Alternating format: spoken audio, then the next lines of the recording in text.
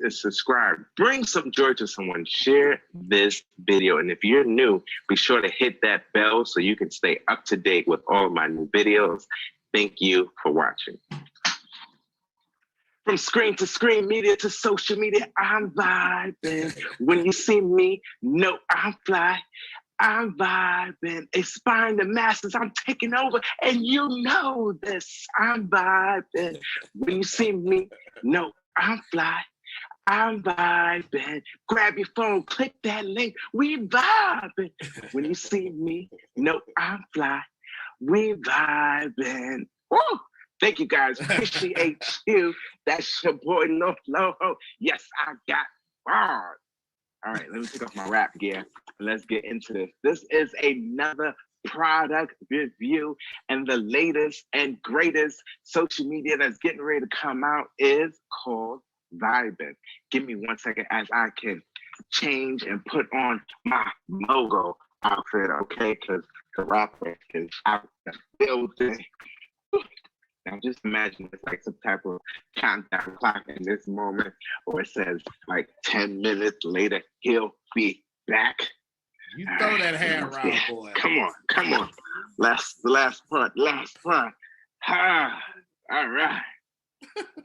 Back. All right, let's get into it. What is Vibin?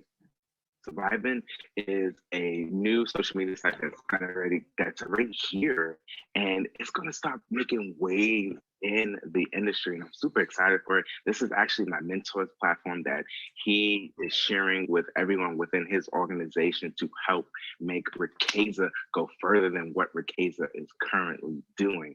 And we make it happen, okay? So let's take a little bit of Vibin, and then I'm actually going to show you what Vibin is. I'm going to show you a little bit about the platform. Did you know? It is the only social media platform on the earth that is Facebook and LinkedIn combined. How insane is that? As we know how Facebook works, where you can be free to be yourself, you can do whatever you want. And then everybody knows that when you go over to LinkedIn, LinkedIn is a little more stuffy, it's a little more business, it's a little more reserved or what have you. But now you have a platform where you can combine and be both. You can be that rapper, or you can be that mogul. It's up to you. You can combine it and it will all work in smoothly.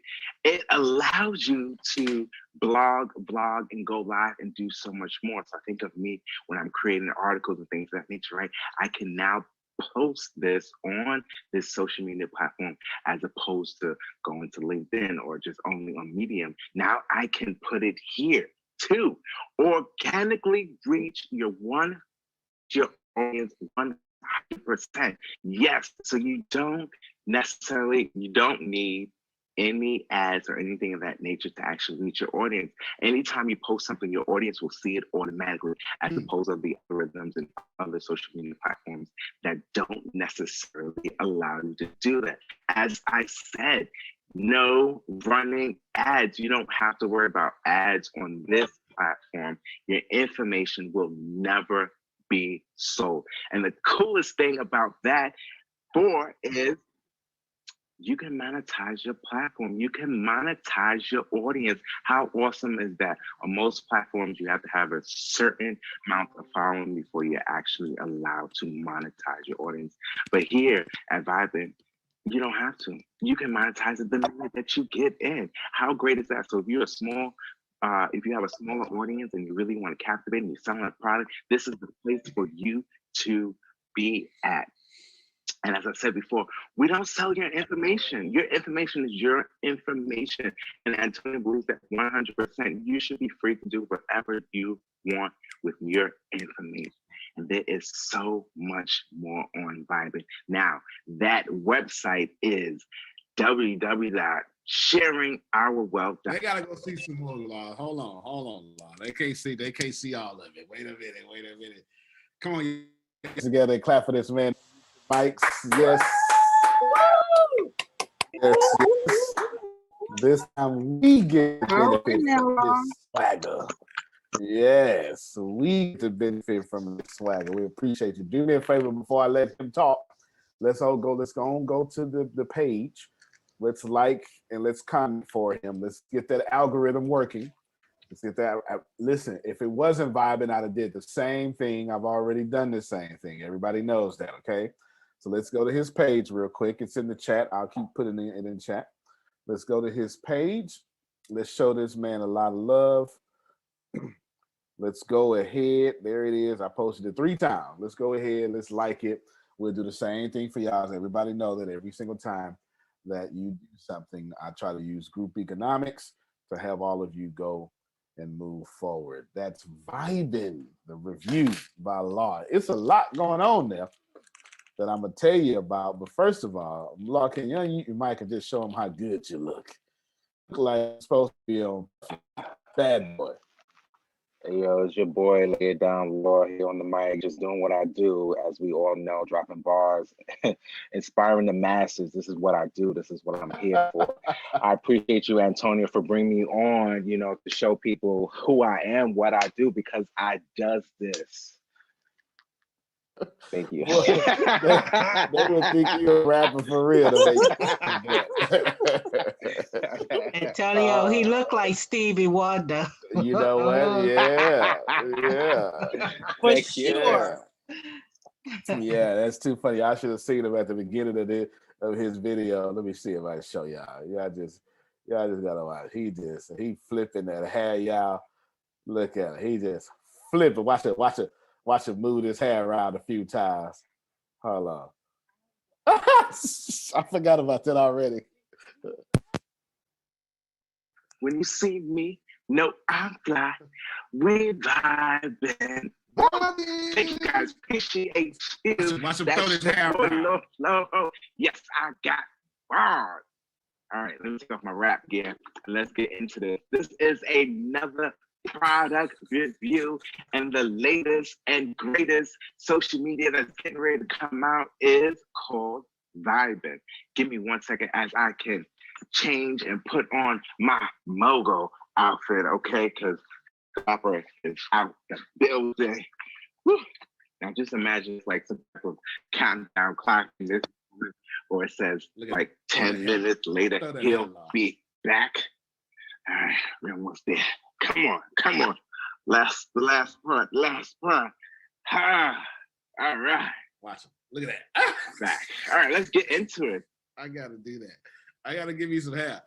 I got between Laurie, they can throw it around up front. You know, just throw it around up front. I love it. Let's show him some love, y'all. Please. Let's show him some love. Yes. One more time. If you can just unmute your mic, show him some love. That's good. I'm gonna tell you what's going on. All right, Law. Yes. Now we didn't know he was gonna do that. That's just law. Now think about this for a second. Law is not afraid to drop content, and he has mastered using other people's content to drop his own content. Therefore, he knows how to be creative and he knows how to just document.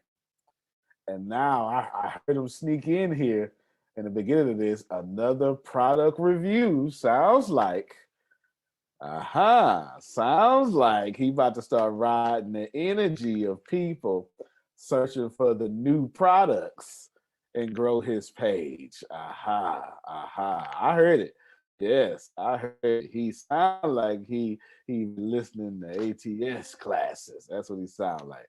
Go ahead, Law. You got the floor, man. Tell us anything you want to tell us or what made you do it. Inspire some folk. Give us some tips. Go ahead. Well, I had thought about this before you actually announced to everyone else, and I couldn't wait to actually do this video.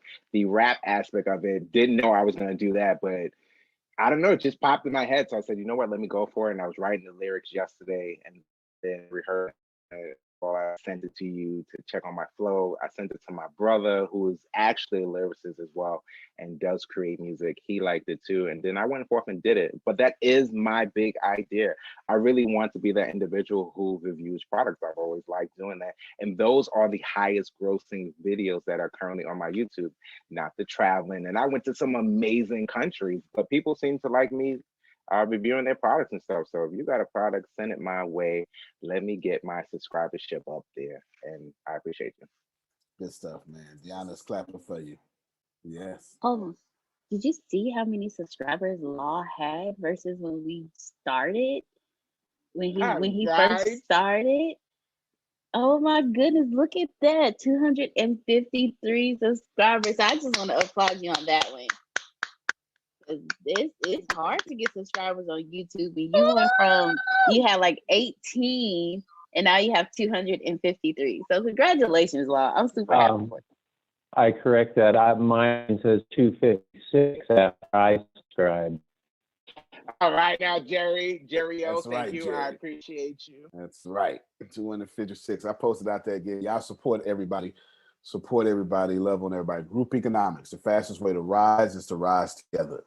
You can rise as individuals, but it just takes far more effort. Okay, it takes far more effort. If 257 now, Steve just said, if y'all could follow my lead and learn how to let the money of ATS bounce around this community 17 to 20 times before it leaves. When I become a billionaire, you'll become a millionaire or a six-figure-naire. Do you understand? If you just bounce that money around, if you don't let it leave before you, because most of you, so it's 258 now, Law should be, because Christine says she just subscribed, right? If you just, money works. Man, so much to talk about. So I won't even talk about it. I'm ready for interviews. Okay, cool. The Jaquita's podcast is coming out soon, so she'll be getting with some of y'all, putting y'all on, on the spotlight. I just want to let you know that it's easier to make money. Can you grab Rich's Man trash can for me? The opening line in Rich's Man, you ain't got to do it. The opening line in Rich's Man the trash can says, "Money is not as hard as making it as all the people seem." Okay, actually, yeah, get it from that's not even the opening line. That's the second one. That's the second one. Now, this is Wednesday. Yes, I actually know the day of the week due to the holiday. So here's Rich's Man Trash Can, which all of y'all should have. This book. It's free. Free digital download. You got the digital download link? Can you put it out there? All right. Well, just no, the digital download. Or if you want, just send how much? How much? Send $9.95 and we'll ship it to you for free. It's 646 pages. So all you're doing is covering the shipping. Okay, not even the printing, you're covering the shipping because it weighs almost 5 pounds. Okay? Big, thick book. Now, this is every single thing I know about money. All of it. We've already tens of thousands of copies we're giving out already, and we're looking to give out 10 million before not too long. First thing it says is making money is not as hard as most people make it. And then, in that too long didn't read section, I will read it to you. Money is at an all-time high, and if you can't pay your bills the way you wish, you don't understand the rules of money and wealth. It is that simple. I am Antonio. I've been known to just cut straight to the hard truth and kick people in the mouth. It just is what it is, okay? Now, that means, listen to me say this. Right now on this little public call, private/public call, invite only call, we can call it, it's 32 people on here. If all 32 of you would take serious group economics as the ship of ATS gets more, so do you. You don't even have to know what you're doing. You just have to be around the ship. All right, anyway, that wasn't part of my meeting. That's fact. It just is what it is. It just is what it is. It's part of the meeting, but y'all should know it. You should really know it. don't know what to tell you because I'm gonna continue. Hey, Antonio. Yes, sir. That's like that scripture you always use. Yep. The carpenter. Yep. And so the other boats, he wasn't even in the other boats. He was just in that one boat. All the other boats That's received. Right. That's absolutely right. In fact, I always tell you about it. Hold on. I always tell you about it, but I'll go ahead and show it to you. Now, this, this isn't about the Bible or anything. So if that's not your thing, don't worry about it. It's all good. This isn't about that. I just want to show you that we just want to take the principle of this sacred text.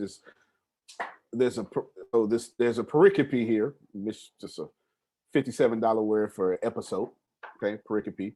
So in this pericope, I got all these SAT words in my head. You know what I'm saying? In this pericope, somebody got to have it. Yes, there's a little section here that I always talk about when I talk about group economics. There's different ways to do it. I just choose to do it this way. On that day, when the evening had come, he said, let us go to the other side. And leaving the crowd, they took with them the boat, just as he was. And this is the section everybody skips over this, right there.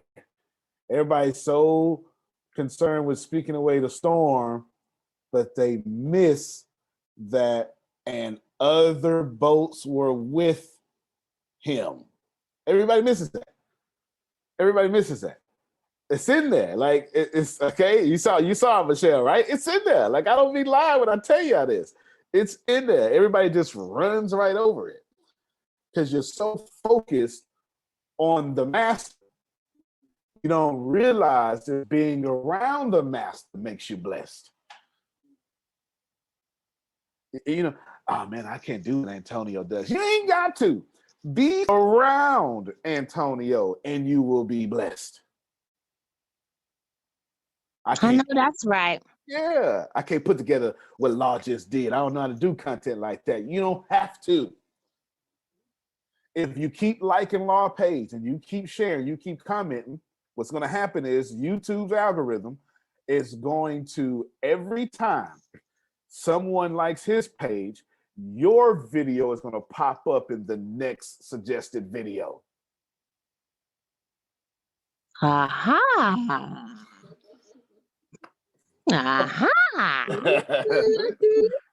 Group economics, y'all. You got to recognize it. You got to recognize it. Go ahead, Law. And then Deanna, you want to say something too, right? Go for it, D. Marie. Oh. Dr. Trask was asking if you could spell pericope. That's it. Yeah, Pericope.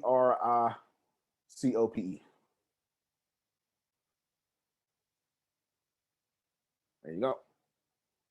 Man, I'm glad I actually know. You know what? That's when you have a master's in writing, you have to know these words. So there it is. There you go. Now let's see. Oh, go ahead, Law. Bring it back to me. Yeah, there you go. Yeah. Look, I almost forgot. I wanted to add to that this idea of riding the wave, right? So when you do that, it does spill over into you. But after recording this video, I went over into Clubhouse and I was listening to someone else's room. It was her first time and she was doing really, really good. And I thought she said this term worrization, but in reality, she didn't. She said dimension. But in my mind, I heard worrization. And after I got off her room, I said, you know what? I'm a part of this Hustle Club room. Let me go and create a little room in there. And the title of my room was Worrizations, Let Go of the Worry and Be You. And lo and behold, when I tell you there was like over 50 something people in this room and we're just going at it at about 8 o'clock this morning. And people are just loving this term and loving my story. And I was able to inspire people. And the whole base of that is I can't do what Antonio does, but I know that I can inspire some people. So I stay within my lane and inspire some people. And that's exactly what I did this morning. So just be you. Boom. So he got 50 other people from a club he didn't start. Go ahead, Law. Just taught me something. I guess I Okay. need to go in there and just hijack everybody's room. Exactly. Hijack their audience, because that's exactly what I did. And just know that I did apply for my clubhouse, so it'll be coming soon. But until then, I'll be hijacking the audiences with my great terms that I come up with. Yeah. Y'all. Yes. Today is December 30th. So you got 24 hours to live your dreams. So I have essentially, 48 hours, or almost 48 hours. You should know the next 2 times y'all meet me, I'm coming for your head. I am. I have to, because I only got 48 hours or less. That's all I got. That's it.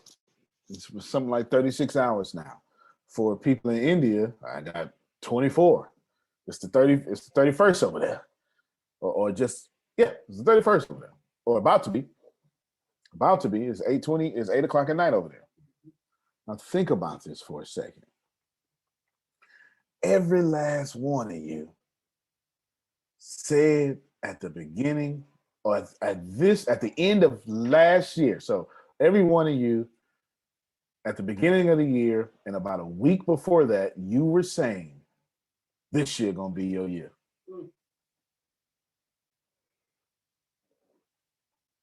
Okay, let me just pause for a second. I am your whatever you think I am, and I fully understand my platform and the power that I have. I could spend the next 2 days telling you about, and I'll show you. I could spend the next 2 days telling you all about everything in my morning notes. See, right here, morning meetings.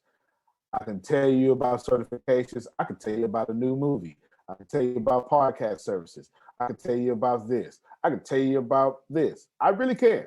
It's all on my notes to tell y'all. But this ain't September 23rd. This December 30th. You understand? I don't want you to think I'm off hip or the cuff. I got a whole bunch of stuff to do. But at the end of the day, y'all may die. Here we is again, last of the year. Same damn life you had last year. I got to do something about it. I can't force the tree to grow out the ground, but I can influence you to stop picking up the seed all the doggone time and restarting your harvest. Let me talk for quite some time. A fundamental understanding that you should have, but you do not have, is you put a seed into the ground. There is no possible way on planet Earth that harvest will not come up. Patricia told me put my weight on it. If you plant a seed, write this down, Grace, you automatically schedule a harvest. I was talking to one of you this week, and one of you was so upset about the harvest in your life and didn't want to admit to yourself properly you are the only seed sower. Ooh, you are the only seed sower in your life. There's nobody else. You're the only one. If Antonio don't like his life, Antonio planted the seeds that said, I don't like my life. I don't know why let's just take all sacred texts and take the divinity out of them or the whatever makes you argue, and let's just look at the practicality of all of them saying you reap what you sow. There's not a single one that doesn't say that.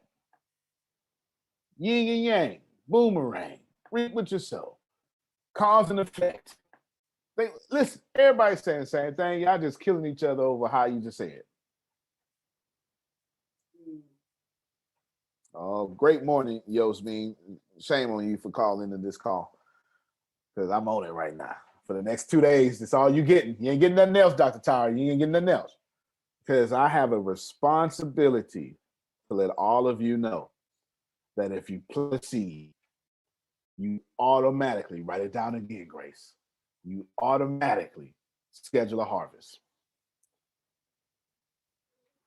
At no point on planet Earth will any of you, no point on planet Earth, will any of you ever plant a seed and that harvest don't come out the ground? No point. Not a single point. It'll never happen. If you put it in the ground, it's coming out. Now, there's a lot of stuff to talk about there. For the times I'll share together, my friends, for the next 2 days, I'm going to teach y'all the 9 laws of sowing and reaping. For the next 2 days, every time you hear me open up my mouth, esoteric, all of it. And today's call, then, great said, 9 laws of sowing and reaping. Ken is with me.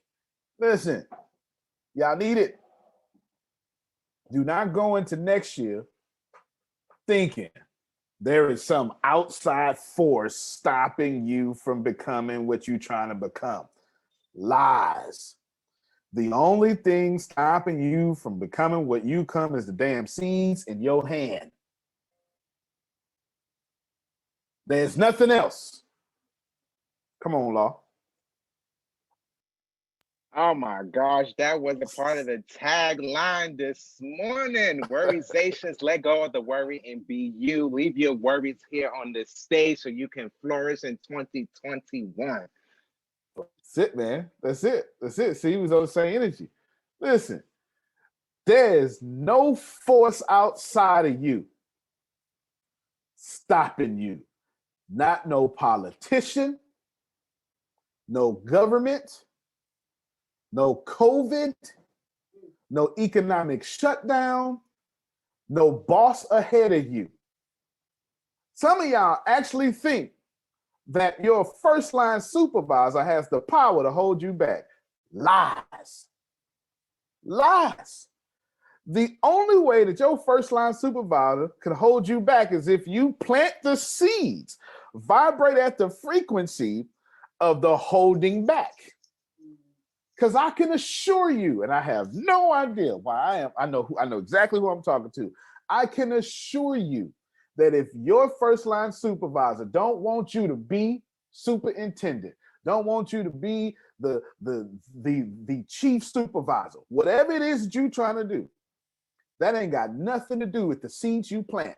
Because I promise you, if you keep planting seeds that nobody can hold against you, and if you keep planting seeds that have good harvest, somebody outside of you, outside of your supervisor, is going to say, Tyra, I seen what you did, and I respect what you did. And I'm going to go around who's trying to hold you back. I wish I had somebody. I'm going to go all the way around them. And I'm going to make sure you get what you're supposed to get. Help us, help us. Do you understand? If you plant the seed, repost it again, Grace, you automatically schedule a harvest. I need y'all to get this. This means that nobody can stop what you plant except for you. There's only 2 ways now to get what you planted. Only 2. Excuse me, only 3. Only 3 ways to not get what you plant. Way number 1, and you better write this down. You ain't got no faith, so you walk away from your garden. Yeah, you allow me that colloquialism.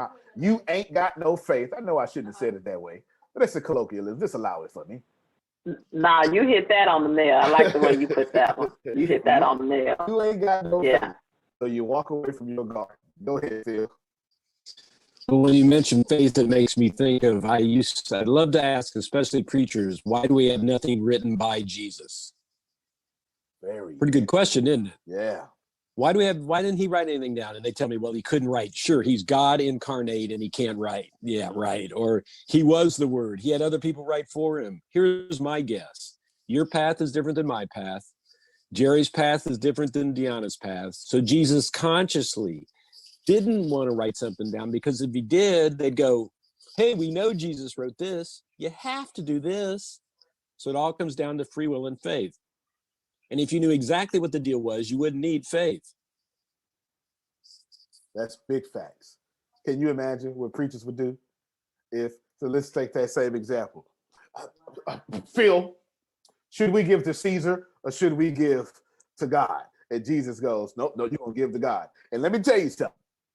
It'll be some preachers out there right now. Jerome, I don't care if you fit to be homeless. You got to give to the church, right? Or whatever you know what I'm saying? Like, it's always some bad apple out there that's going to do that. You understand? But to Phil's point, with no word spoken about that. I tell you what else that y'all not going to like. I'm going to hit it and quit it. I'm not going to bother y'all. I'm going to do it real quick, and I'm going to get out of there, Jerome. You know what else Jesus did not talk about? Did not answer, did not write about? Yo, gay ain't he? I'm in Texas. That's what we talk about. And we ain't he. That's how we say it. Yeah. I was just about to say that. Yeah. Never makes that a salvific issue. Anyway, let me keep on going. If you put Antonio? Yes, sir. Reincarnation, when they said, are you Elijah born again? He said, before Elijah ever was, I am. He didn't say there's no such thing as reincarnation. He just said, before Elijah ever was, I am. Sure did not. John chapter 9, he said, oh no, that man was born blind. Sure it was. It wasn't his father's fault, mother's fault. It was for God to be manifest. Talks about it again. If you plant a seed, Jerome, Amanda, if you plant it, it's coming out the ground. Well, not just that, he struggled in everything that we go through. Mm-hmm. He knew our struggles. Although he never sinned, every struggle that a man gave, whether, greedy, whether whatever, that was a temptation he had to face. Now, he overcame everything. And so that, I'll just leave it like that. That's real talk. Listen. Every Muslim, every Christian, except Jews, are going to agree here, right? Or there should be Messianic Jews. Think here for a second. Seed in the ground, it comes up. The only way it don't come up is if I lose faith and walk away from the garden. That's number one. Number two, I never had true faith, and I keep checking on the seed. I got him with that one, Jerome. I got him with that one. That's deep right there, bro. Yeah, but that's deep. I never had very theological on them. Come on, man. I never had faith, so I keep checking on the seed. Man, it's been in the ground. It's been in the ground for 30 days. I don't see nothing. And this is what you do. Dig up. It's still there. You put it back in the ground. And now you done reschedule your breakthrough. Oh, somebody write that down for please. Please stop rescheduling your breakthrough. Please. Or you question God and ask him, okay, I saw, so when you gonna send it? Every time you question, you vibrate out of faith, which is you picking up that seed and rescheduling that harvest. The ground was here before you. Why are you trying to be smarter than the ground? Reverend, will you get off my toes, please? I'm on for the next 2 days. I ain't even got to you, law number one. You're on it this morning, Antonio. You're on it. Listen, I got 2 days. There's no way in the world. There's no way a leader of any substance will spend the last 2 days talking about his or her company to a bunch of people. That don't make no sense. Not if you're trying to change the world. Yes, I got 2 messages out of this already. Go ahead. Listen, when you pick up that harvest, pick up that seed, you reschedule your harvest. Most of you are living in a rescheduled harvest. Reverend. Put it down in the chat, Grace. Put it down. Most of you are living in a rescheduled harvest. You could already. Oh my goodness. You could already had it. It should have been here 17 years ago. And you keep on picking it back up. Okay, go ahead. Okay. She told me like she wanted to cuss me. Listen, think about this. You're in this repetitious cycle of rescheduledness. And then you got the audacity to think God love everybody else, but your dreams, but you. That's just not true. Everybody else, go ahead. I just have a question. Why do we do that? Because I am guilty of it. You've told me that. You like, okay, so you think God can do everything for everybody else except you, because your situation is different. Why do we think that? I had to tell 3 of y'all that this week. Outside of Grace, I had to tell 3 people on this call that this week alone. Okay, so that's the truth. So I said, 3 different people this week, I said the same thing too. So I'm gonna ask you a question. Has anybody else made it in your situation? They say, yeah. I said, well, you can't call that truth. You can't call that truth. Truth, and I went on my nerd stuff, is a theory that has happened over and over again to the positive to where it becomes fact. And you can't say it's true if other people have done it. What you're doing is it's true for you, and that's why God keeps giving that to you. Because God is not going to let you be wrong about your truth. I said 3 people. I said, I'm not even, I ain't even got to law number. I have no intentions of getting to law number 1 on this call. It's too doggone early in the morning for you to be slapping our faces and hitting us like this. I'm just sorry. If in fairness, I said this was what I was going to do. I said I started off this way. Listen. Punching them in the gut. Man, I got 2 days. Forget the gut. My eye is black. Man, I got 2 days to make sure y'all do not go into next year the same way you went into this year. You can't do it. You preaching your New Year's Eve sermon early?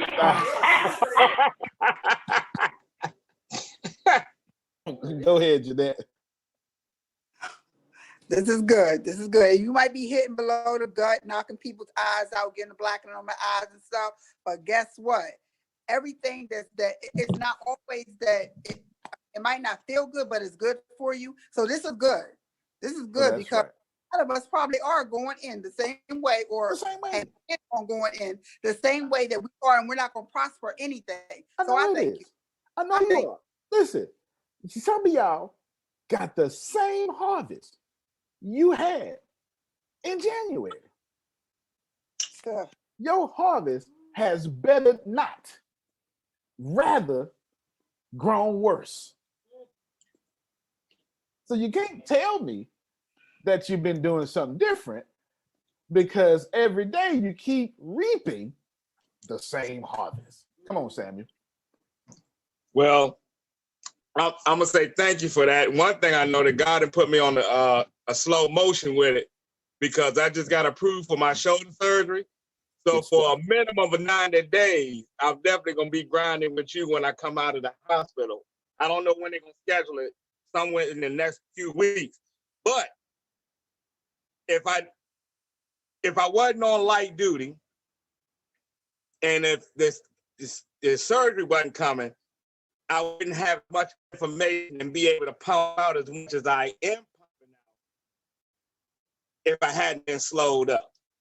So he had to slow me up. I mean, the thing it slowed me up. That's a good thing. Some people may look at it as bitter, but this lemonade for me. This ain't a lemon. This lemonade for me. So you on target, because now I'll be able to straight focus, because I'm gonna be nothing but in the house. That's it. So when you go into the hospital, you should be thinking all these doctors and nurses is on my Ricasa team. All of them. All of them. You understand what I'm saying? All of them. Come on, Amanda, because you just actually had. Anyway, let me hear from you, Amanda. She unmuting herself. I'm trying. There you go. Okay, there we go. Yeah, I was gonna say thank you for saying that, because until you said it this morning, I did not realize that I literally had been redoing myself over and over and over again and stopping everything. And then, I get to the point and be like, I'd stop and be like, I can't do this. And then turn around, and then 6 months later, like, no, I can do this, and start over. And I keep starting over and over and over again. And so now I'm not doing that anymore. Come on, y'all unmute your mic and clap for her. Come on now, Amanda. Come on, Amanda. You're over there punching every day I try and take efforts to do something going forward. Just even if it's something small, something going forward, and do something different every day, even if I'm uncomfortable with it. And I'm getting more comfortable doing things, so I'm about to start really getting uncomfortable. Yep. But it's gonna have to happen, and that's just what I got to do. Y'all hear that? Y'all hear that? Yeah. She taught the whole thing. Ain't nothing to say. You understand what I'm saying? Like, listen, she just realized, man, I keep living in rescheduling all this. Yep. I'm doing it to me. Yep. Y'all keep thinking your ex is doing it to you. Your boss is doing it to you. The mean people do it. It's you doing it. Antonio, or the devil. Oh, Jerry, don't get me started. Or the devil. I'm coming back to that, sir. Richard, let me hear from you. Oh, Jerry, that threw me an alley-oop. Oh, come on, Richard. Let me hear from you. All the way in Zambia. My. Okay, we'll wait till you unmute his mic. Listen to me. What's way number one I say that you don't get your harvest, Grace? Hello? Oh, there you go. Yes, Antonio. Let me just contribute. I've been quite silent. Being in this group, since when I joined the tribe of ITSA, I've started experience something. People have started, putting hatred for nothing. So this is something that I'm trying now to see that now things now started happening. I want 2021 at least something to happen. I want someone to see that this is what Richard was looking up to. So Antonio, I've been listening to you, trying to follow what you did and everything. It's just helping me. But what I'm experiencing in my country, a few people, more special at work, they have started hating me for nothing and trying to say maybe Richard has money, maybe these guys that are giving him money, we're gonna find at least we'll chase you from work, something like that, Yep, I get it. No, I get it. Yes. But I believe in myself. I'm going to make it. I have hope. I'm going to make it. Thank you, Antonio. No, thank you, sir. Yes. Yes. Thank you. Yes. He is in Zambia, one of the resource richest countries in the world, with ordained and organized poverty.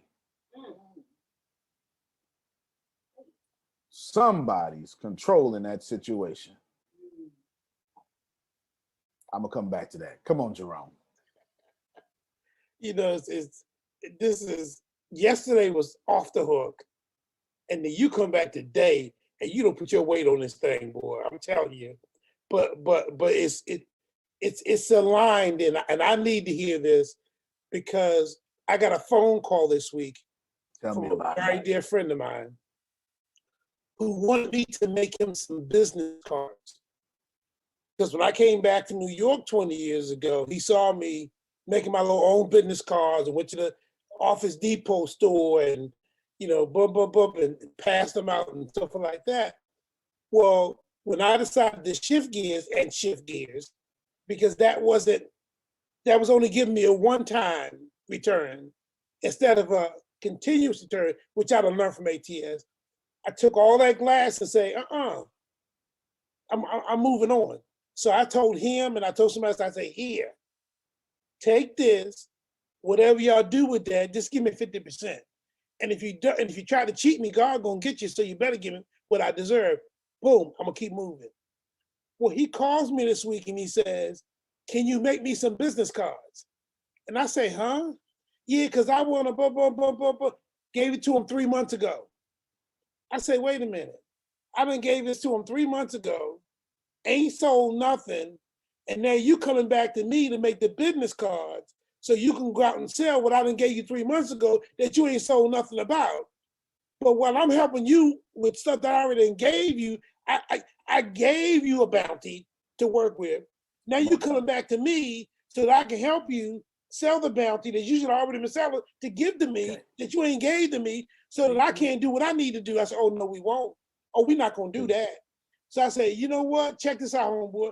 Have you heard of Vistaprint? He said, I said, Vistaprint. Okay. And I said, wait a minute, let me pull it up on my computer. Pull it up. I said, you got a $12, $9, a $13, and you got a 20. Hey, homeboy, I'll catch you later. Went right back to my book. No, that's right. Listen to me.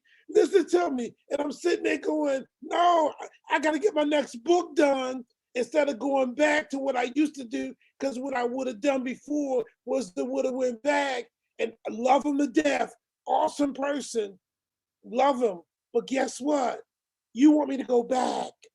No. That's what I did in 2019. No. We got to move. Lord.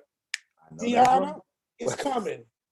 The fourth one's coming, Deanna. Look out. Hello. We're not playing. We got work to do. Thank you, Mr. Antonio T. Smith. Yes, sir. Yes, sir. Yes, sir. Jerome knows them books should have been out. But him serving other people the wrong way. Which leads me to number 3, because he talked up on it. The only other way not to get your harvest is to let other seed sowers plant their poison in your garden. Oh, my. Jesus. Yes, Lord. Listen to me, my friends. Some of y'all, and I'm willing to, I could probably go around and guess which one of y'all is doing it. Some of y'all are not planting bad seeds at all. God has no strike against you in the karma realm at all. You have truly done everything you were supposed to do daily. That man did everything he could to break you, and you still haven't ruined his life like you can. Help me, somebody. I don't know why that came out the way it did. It just did. I know what I'm talking about. Some of you ain't did nothing wrong at all, and you wonder why you still keep reaping a bad harvest. Because there's somebody that you allowed in your garden planting poison. They got their garden clean, and the only time they plant is when they plant with you. Psychologists call this abusive relationships. Can I put my weight on it? One of the very first signs of abusive relationship is high involvement. It means I meet Jeanette, And the first thing I do is I cut Jeanette off from all her friends. She used to go holidaying all the time. Now I say, let's holiday at home. Or if we can't holiday at home, I say, well, I'm going to go holiday with your family. Wow, come on, Jesus. Come on now. That's it. Cycle of abuse. You know exactly what I'm talking about. That's it. Okay? That's it. And all I do is make sure that I'm always in your garden. You don't never get to see my garden. Ooh, Jesus. And then I ask you stuff like, let me borrow some money. Because I want to test this poisonous idea with your harvest so I don't mess up mine. Help me, somebody. And so, listen, and so here's what's happening to you in real life. The good that you do is growing. It's getting choked by all they stuff. This is why your mornings start off good and your days end up bad. Some of y'all know what I'm talking about. Oh my goodness. I'm trying to tell you. Oh my Here, goodness. Preaching on this thing here this Some morning. of y'all are like me. You married the wrong person. I wish I had somebody. You might not be transparent.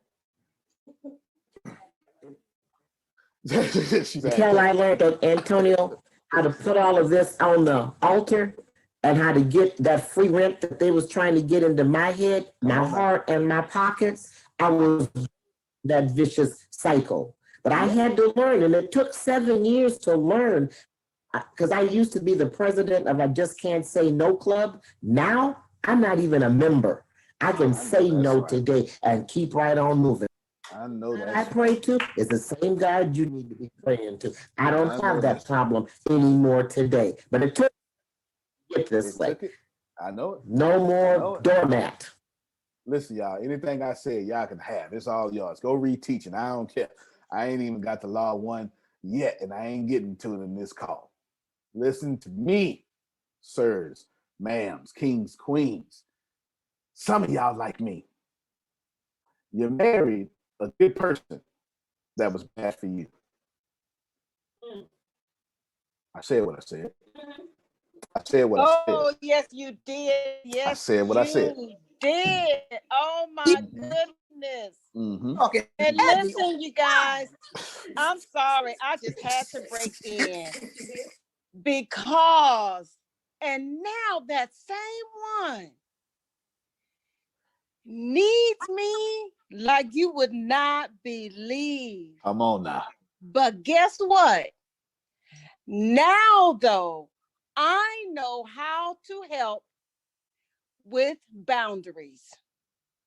And people say, how can you go back and help him? Because I know that my blessing is not caught up in him. My blessing is caught up in what I do. And so I'm able to do that, but sometimes it's a little hard, but I keep pushing. And now I've gotten to the point to where now I am learning how to deflect and put off because he was taking up too much of my time. Look, I'm not your wife no more. You had your chance. Yeah, that's a brother in Christ, I'm willing, as my brother in Christ, I'm willing to help. But I'm only going so far. Some of the rest of that, you got to figure out on your own. You know what? I'm glad you said that. Some of y'all need to stop helping people who don't want to hit rock bottom. Y'all like that overprotective parent. You understand? They keep shielding people. Some of these people, God is trying to crush so God can lift them up the right way. You can't bend a tree, my friends. Once a tree gets thick enough and old enough, you can't straighten it. And y'all out here trying to bend 400-year-old trees named Max. Do you understand what I'm saying? Carl ain't bending. Ain't no sense in you trying to bend. Before I get the law, listen to me.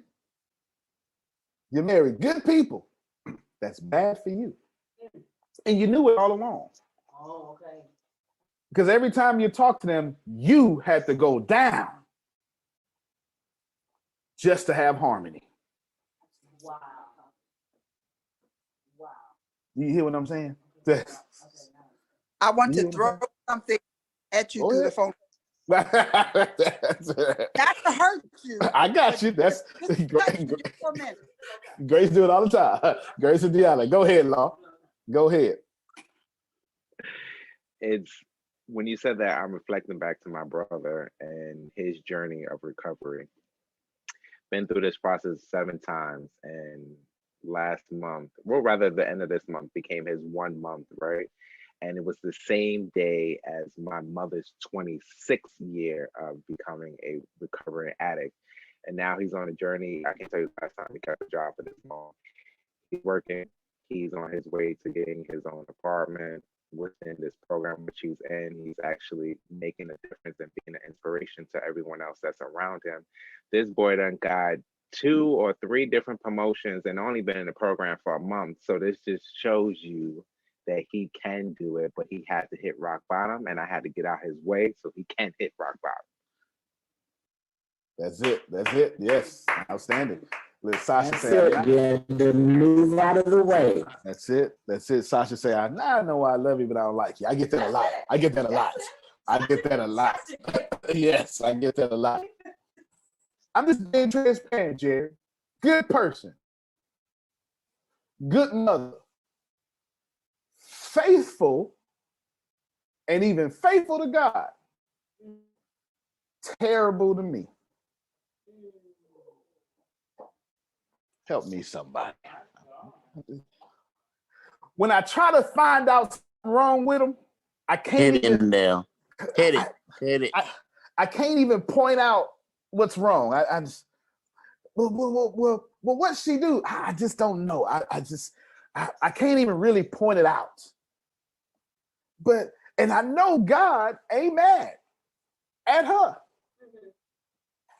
And I spent 10 years being mad at somebody God wasn't even mad at. Trying to help y'all out for a second. See, the problem, my friends, is you pick somebody in the middle of your change. And since you are unstable and changing, you pick security. That's it, Patricia. You need to shut up now, doggone it. That's that shoe. I'm just talking about me.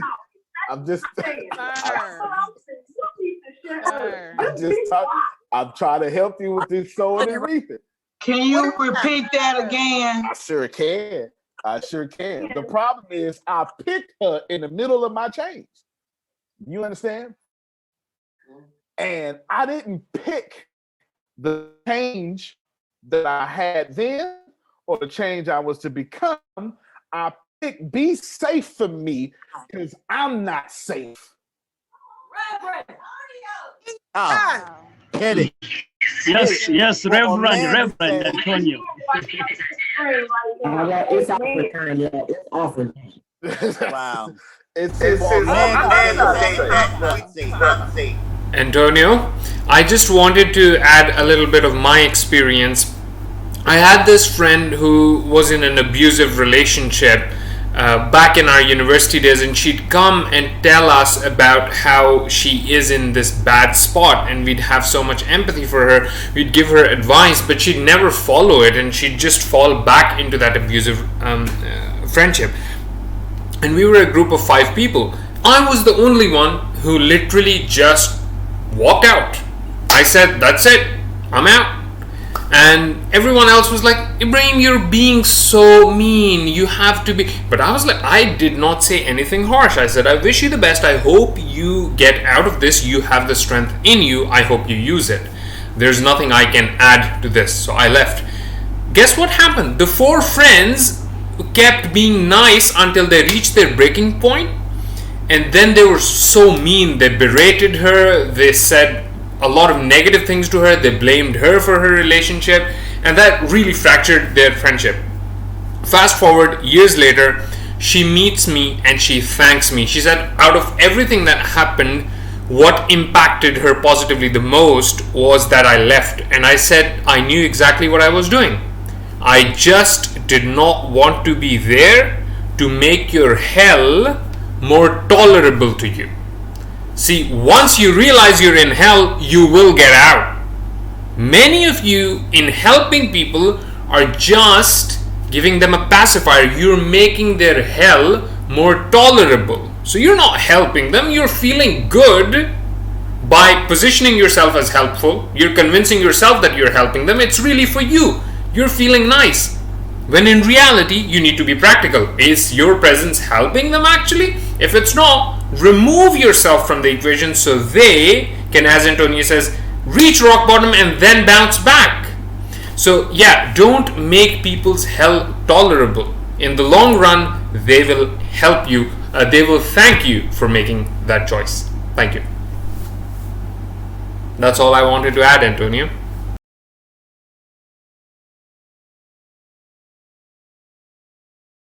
I'm trying for a man to say that. Come on, a man. I'm trying to tell you, I'm not safe, so I need you to cover my safe slack. Yes. And then I got mad at her for 10 years. Look, you gotta just do something at me. I got mad at her for 10 years, Dr. Tyra, for playing it safe. But I picked her to be safe. Okay, so you can throw that out there. You can't just throw that out there and then not follow it up with a solution, because see, that's not right, because you just anyway, I'm gonna leave it as that. But you can't, I don't care if I have to pay $50 for another class to get the follow-up on that, because you can't just throw it out there like that, it being all prophetic and all, and then not have a solution. Yes, ma'am. You sure right. Go ahead, Law, then I'll give the solution that I had to come up with. Go ahead, Law. My mother's mother will often tell her, you don't marry for love. You don't marry for love, you marry for security. And I added some on that. I said, well, she forgot the part that you ain't supposed to marry the security guard either. So why did you marry the security guard? Oh my.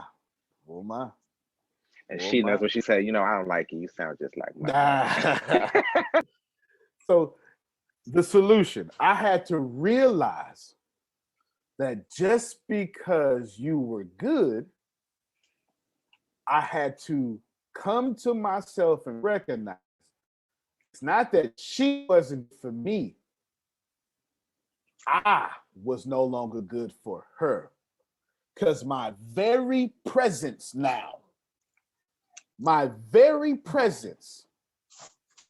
held her back from every dream she would have ever wanted and the man who would have loved her correctly. I'm talking today, God dog it. Dang, you making me sick right now. I'm telling you. Yes, you are. Yes, you are. Bring it on. I had to come to that it wasn't her that was wrong. It was me. Because the more I tried to change the safeness about her, is what God made her to be. Is the more I tried to tell God, stop being God and be what I need you to be. Every argument we ever had was rooted in, I don't like how God made you. I need you to be what I need you to be. Every single argument I had. I had to recognize it was me holding her back.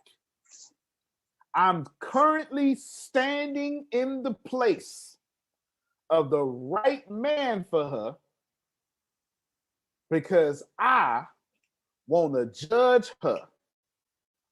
And she is now in love with the responsibility of being a wife and can't enjoy being a wife. Oh my God. I'm just trying. You put us on that one. Listen, All right, Deanna, Antonio. Deanna, can She you just threw something at me. right there? Deanna, can you throw something at him for me too? Listen, just slap him. I'm trying to tell you. I'm trying to tell you. The solution was I had to walk away like, what's his name? Like Joseph in the New Testament was ready to walk away from Mary with honor, dignity, respect, and quietly. I had to sit here and realize, now this woman is fantastic. And I need to start seeing her as fantastic.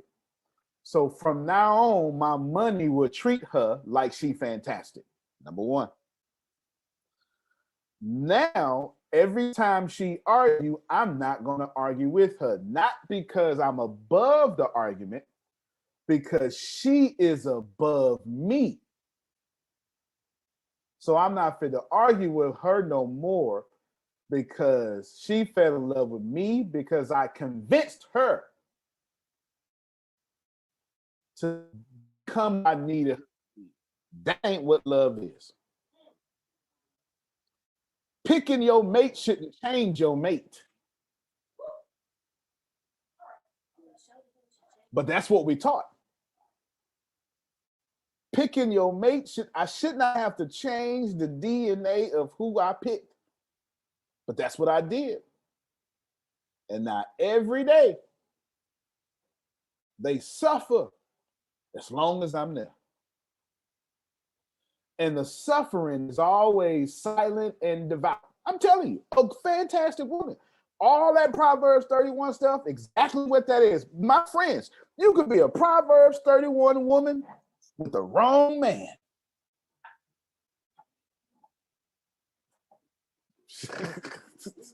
You do all that right stuff. It's not going to stop the fact that the solution came in this. Write this down, Grace. I had to stop treating her with the change I had become. That was my problem. My problem, Jerome, is I wanted her to be what I needed. And that's not fair to her because I didn't pick her for what I needed. I picked her for what I needed. And I was unstable. So in order for us to have a perfect relationship, I got to go back to being unstable. And I'm not willing to do it. Did you? Okay. Y'all see Deanna's face? I'm not willing to do it. I picked her while unstable to stabilize me. The problem with, God dog it, the problem with something stabilizing you is when you're ready to fly, it's holding you to the ground. But I needed to be held to the ground over a decade ago because I couldn't hold myself. Now I'm not afraid of turbulence. Now that the air is where I belong, stabilization is poison to me. I can't be a pioneer and stable. The two they don't go together. Phil keep telling you all the time, Marcus Buckingham, it says I'm a pioneer teacher. So if you understand me, it's just because I'm a teacher. But I'm a pioneer first. And I can't be rooted to the ground and be a pioneer. The problem was never her. The problem was I took a good woman and forced a good woman to be with me. I know I'm talking. The problem was not the woman. The problem was I needed something more, but I said, be this for me. And if you choosing people by saying, I need you to be this, that is going to break up. God is going to tear that apart no matter how much you try to hold it together. In other words, compromising. You don't serve a compromising God. Neither did you compromise with your mother. Are you healed? Come on, Dr. Sugar, you go ahead and I'm going to go ahead and wrap this up. Antonio, mm-hmm. Have you healed? Have your healing started? I've completely healed. Now what I've been doing for the last years is helping heal her. But that's the problem. I can't heal no one. I can't be someone's healing, nor can I be someone's happiness. And I can't make you happy. I can't make you whole. And we listen to sermons all day that tell people, make somebody happy and make somebody whole. But there's not a protagonist in any sacred scripture that made anybody happy or made anybody whole.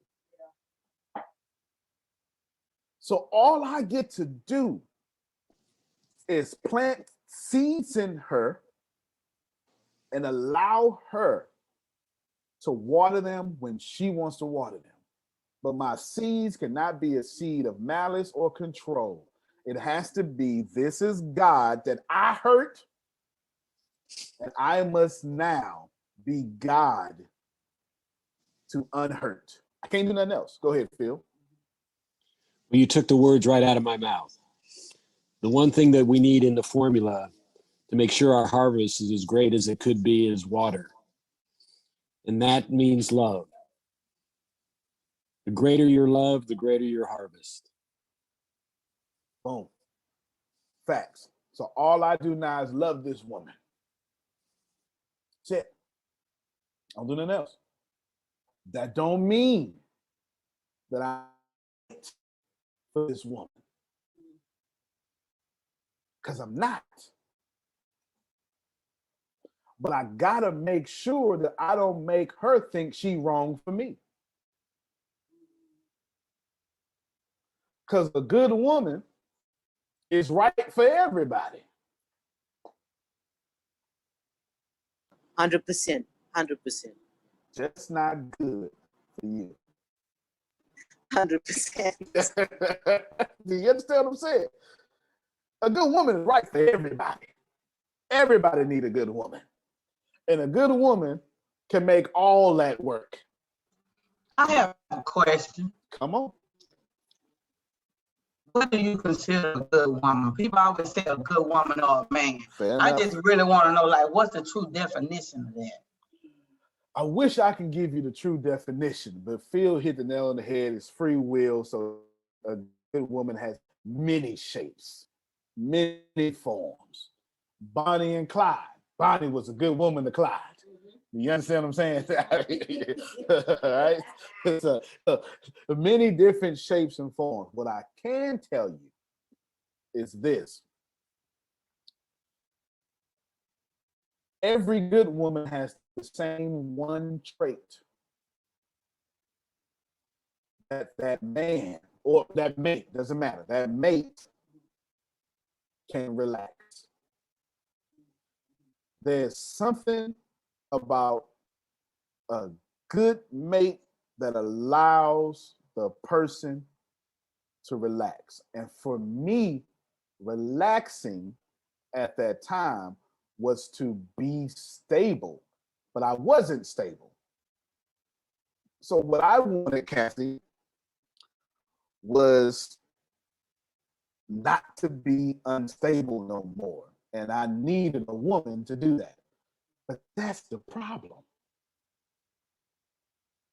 I shouldn't have to depend on nobody else for my own stabilization. I asked, you get me? I asked Yeah, and I knew the answer anyway, but people always try to make a man or a good man or a good woman like not trash if I'm doing this, doing that. But you really can't really just put a label on what a good man or good woman is. It depends on what they are to you. I knew what the answer was, but some people be trying to put entities into it. You're right. You're right. That's yeah. People know what we talking about, right? Just, we don't. Let me tell you. Let me just give me 5 more minutes. Listen, everything I taught you so far is all about I planted them seeds, so I got that harvest.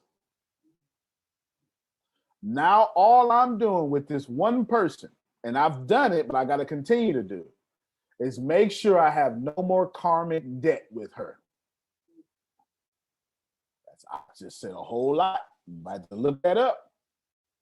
All I've been doing all these years is politely burning off my karmic debt, and any venom that came my direction was not from her, Dr. Tyra.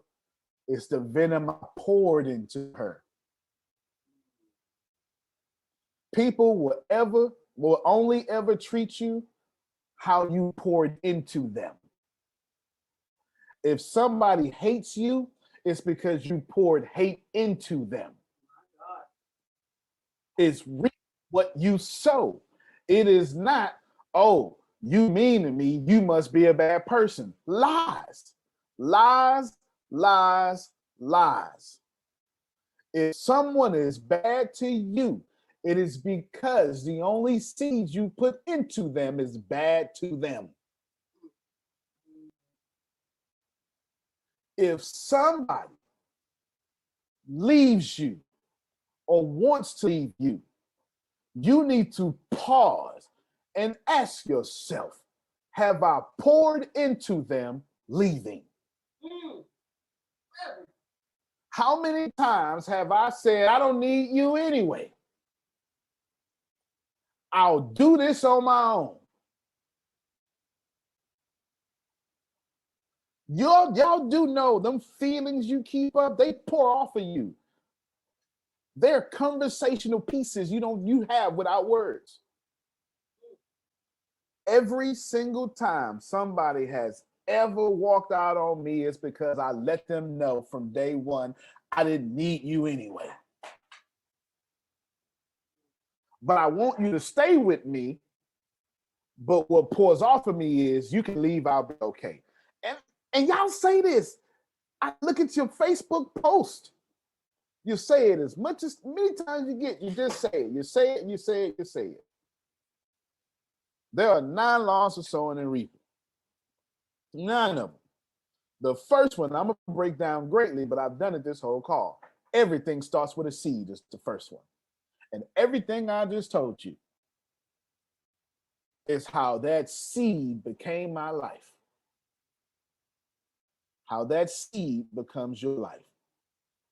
Phil is only ever going to treat me how I pour in the field. Period, point blank. It's never going. It can't be any other way. It can't. If he do something to me, it can't be his character. It can only be my seed that showed up on me. You understand? And I know you're gonna say, well, it could be his character. You got some, but that ain't my responsibility. Because if he is God and perfect, then he ain't got no character problems. It ain't my time to judge. I have to pause and say, I poured something there. Because the moment you lose influence with somebody, you can no longer lead them.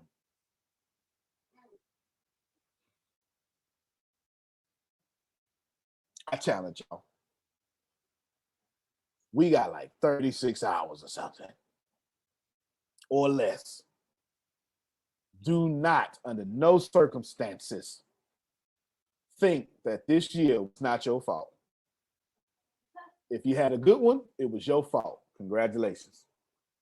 If you had a bad one, right, it was your fault. Congratulations.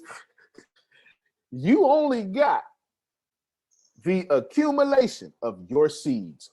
That's it. There is no force. So my challenge to you, before we meet again sometime later on today, Wednesday, what time? 12.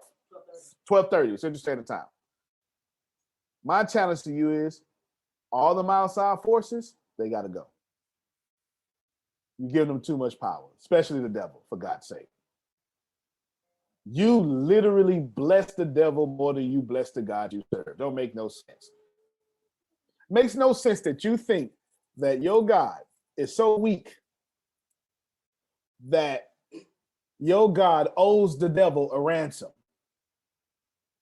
Reverend. It's just not theologically sound. Wow. It's not theologically sound. It's one of the problems with that theory of atonement. It's called the ransom theory. It's not theologically sound. If I was God, I don't owe nobody. And then you say God don't owe nobody except for the devil. It's not theologically sound.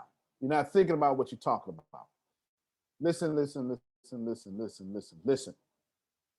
There's no more outside forces. Your job is to take full responsibility for your seeds. You don't like life, change your seeds. Don't like where you live, change the seeds that made you live where you live. Don't like your money, put better seeds in your hand. If you lack in a single area or more than one, it also means you're not planting abundance in those areas. So if you don't have money, it's because you don't give money. Period, point blank. If you're struggling, it's because you give struggle. If you don't have peace in your relationships, it's because you're not peaceful in yours. So wherever you have a lack in your life right now, let go of control and plant a seed in that area. I don't struggle with money because I help too many people make it. I don't struggle in relationships because I help too many people have good relationships now. Do you understand? Your job is to find the areas of lack in your life. Write this down, Grace, and realize there's no such thing as lack. There's no such thing as find the area of lack and realize that's a lie. Ain't no lack. There's only abundance of what you planted, and what you planted didn't serve you. What you call a lack is a bunch of harvest that works against your burning desire. You want that woman back? Okay. Start planting I want woman back seeds. And that don't mean begging. Have you become something to come back to? Have you changed your financial status? Is your temper under control? Are you faithful like she requires? Deanna and Grace once told me long time ago, one of them said it, I can't sleep with a man I can't follow. That was Deanna. I can't sleep with a man I can follow. Have you become someone she can follow?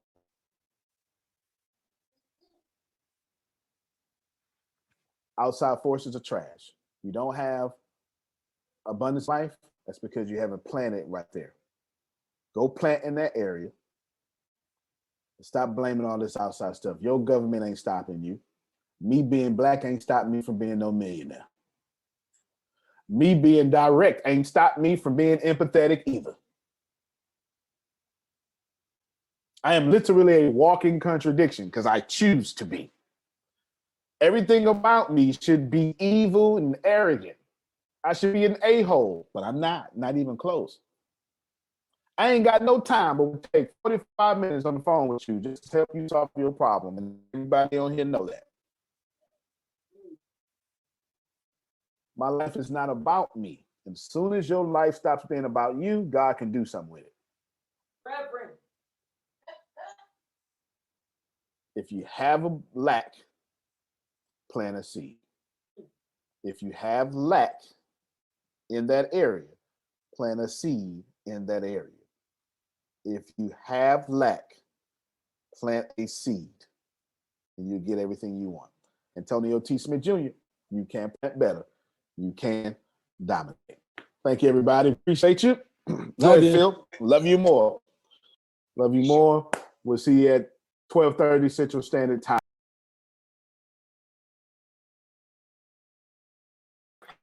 Well, good morning, everyone. Good morning. Yes, yes. Yes, we are here. Here having a good time, and I believe it's time to get started. We're going to do something pretty good. I think we're going to do something pretty good today. So I'm looking forward to doing something pretty good today. Oh, you know, it's going to echo a little bit. You might cut it down just a little bit. So now, let's see. Let's see. How is everybody today? Yes. Amazing. Amazing. Well, y'all remember Miss Sheena. I'll let you well, you know, here you go. You put your stuff in. There you go. Yes, yes, yes. Put your stuff in. And Darkwing Duck is in representation. Y'all remember Darkwing Duck? That's it. One of the greatest theme songs of all time. Yes, the greatest theme song of all time. I want you to say something to the audience. What do you say? Well, being off mute is good. Hello. We're back. Sheena, also known as the Good Witch, but Sheena. Something like that. Are you, so you're a high priestess though? Oh. Yes. Fourth generation hoodoo high priestess. Hold on. We don't want the dreads in the mic. Fourth generation we know of on these lands, hoodoo high priestess from Lancaster to Sheldon, South Carolina, by way of Savannah, Georgia. You know where Savannah was. Esoteric, but have also been in almost every religion, and I don't mean read the books. I mean indulged in them all for years, making sure that I have complete understanding of them. Because how can you truly believe something that you don't truly understand? I don't think you can be a Christian or a Catholic if you haven't read the Bible at least twice. I don't think you can be a true Muslim if you don't know the Quran, if you haven't read it at least. It's hard to read that twice, but at least one and a half times. From Hebrew Israelite to hoodoo to voodoo to voodoo to all of those things. All those things that a lot of white America made dark or ugly just simply because they couldn't do it. So a lot of the things that we attribute to other religions, Christianity, Catholicism, were truly from those roots because that's what we knew. And we just hold on to those and keep them here and teach them in a way that most people can understand them.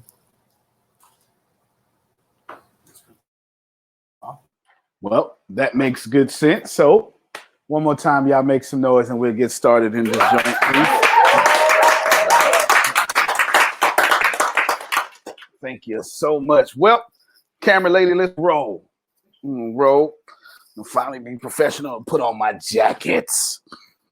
I'm going to do something different today. Well, not different. I'm going to start off differently. I meditate a lot. Obviously, it's kind of hard to be happy and not meditate a lot. Prayer is also meditation. You just call it prayer. And sometimes you should never not meditate. Okay? That's like a terrible sentence. Sometimes never not. And it all made sense though. Okay? It all made sense. They are needed. They are needed. So I want to start off. So I have a meditation I do myself every morning. Obviously, this is my meditation. You know what I'm saying? My meditation is completely around my personality. There's no doubt about it. Okay, it is a 7-step, and I'll guide you. So it's a 7-step guided meditation. There's a popular one on the internet. Mind Valley, Vishen Lakhiani has a 6-step. Yeah, 6-step guided meditation. And when I read, and you know who Vishen Lakhiani was, I knew who Mind Valley was, not him. When I read Coded Extraordinary Mind, I was like, man, this guy think a lot, because his chapters in that book are kind of in alignment with how my ascension understands it. Okay, so I'm going to walk you through that, and you might as well already have it standing. I'm going to walk you through that, and God bless you, because well, 2 things are going to happen. So meditating with her obviously is powerful. Meditating with me, so some of you, probably all of you, you will get high. You'll see. God bless you. Give yourself permission to let your mind wander, because it will. And it will. And I'm gonna tell you, the more your bangs and edges look fantastic, by the way. I just say they're just fantastic. I have no idea what they are. It just look fantastic. Yeah, yes. I mean, you messed up my whole little talk here. I was doing a good job. Yes, that's it. That's it. You say, wait till we get hot again. I ain't mad at it. Yes. But I want you to let your mind wander. The more meditation is always going to show you your level of awareness. I promise you that. I promise you that. And you're going to see how cluttered your mind is not or is. If you can't focus, forgive yourself. It's all good. Yes, it is all good. Who needed to hear that? Okay, I knew it. Okay, see, there you go. All right. It's always somebody. Just let it roll. You're going to think about chickens and cows and how somebody had you messed up. Trust me, it will happen. All that will happen, and just let that happen. Okay? Just let that happen. Did you want to do something with the meditation? Yeah, go ahead. I want to say something before we start. So what I will say is, when you do meditate, because I am a meditation instructor, I'm a yoga instructor, all of those things. But when you meditate, when you attempt to meditate, it's never truly an attempt. The thoughts are going to come. The main thing is to let them pass and don't chase them. Because that's what happens. And that's why people feel like meditation is so hard. If you think of it as prayer, because you pray, and when you pray, you have all these thoughts, but you go back to your initial thought of why you were praying. It's the same premise. So just don't let your monkey brain, or whatever you want to call it, chase the thought. Have the thought, okay, there was a red car, I saw it, I thought about a red car. I don't have to think and wonder where I seen that red car at. I don't have to follow the thought. Let the thought occur, go back to where you were. Just let it happen and go back. And you, like you said, don't feel guilty about it. Don't wonder where it came from. Let it happen and sit with it. Rest with it. If you're still long enough, meditation, you'll notice you start itching, or you'll have an itch somewhere when you're still. It's just because your mind is trying not to focus on your body, and your body's trying to call it back into its place. It's trying to keep you from going to that other level and making you think carnally. If you have an itch once, scratch it. It's okay. It's the same thing as a thought. That didn't stop you from meditating. It didn't stop you from breathing.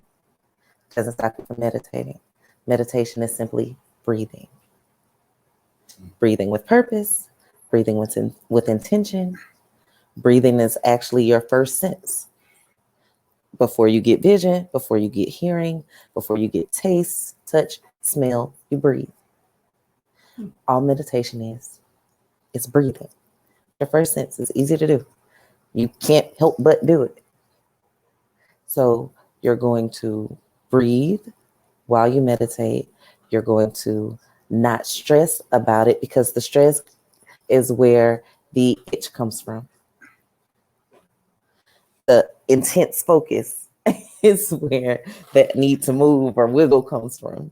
You're not really in pain and you're not really itching. You're just not, you're trying not to be in your physical body. You're trying to breathe. You don't have to try. Not at this point. It just happens naturally. So that's just how you come back into that state of meditation. The thoughts came, I don't follow them. The itch happened, I scratched it. If it comes back again, I know it's truly not an itch. It's just my mind trying to distract me. It's just a thought, and I'm going to let it pass. And it goes away. That'll help you stay grounded in your meditation. Yeah. Monica said, I feel like that was a meditation. It was. She dropped science after science, came all the way down. Yeah, definitely. So what I'm going to do is I have this one thing that I play.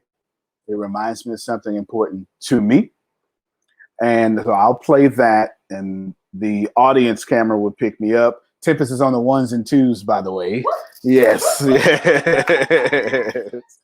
Yeah, so all the camera interactions that go up and down and the face, she's doing all that. Our co-founder, Tempest, now CISO's Chief Information Security Officer, and now head media camera. Yes, absolutely. It's 7. You should be looking, because I know, Chavo, I know how I am. How long is this going to take? All right, how long church going to be? Because I'm trying to get out of here. I'm the only one like that. Well, they better at least serve refreshments, because I ain't came here for that. It's going to take about 25, 30 minutes. It will. So just so you know, that's cool. I think you'll be all right.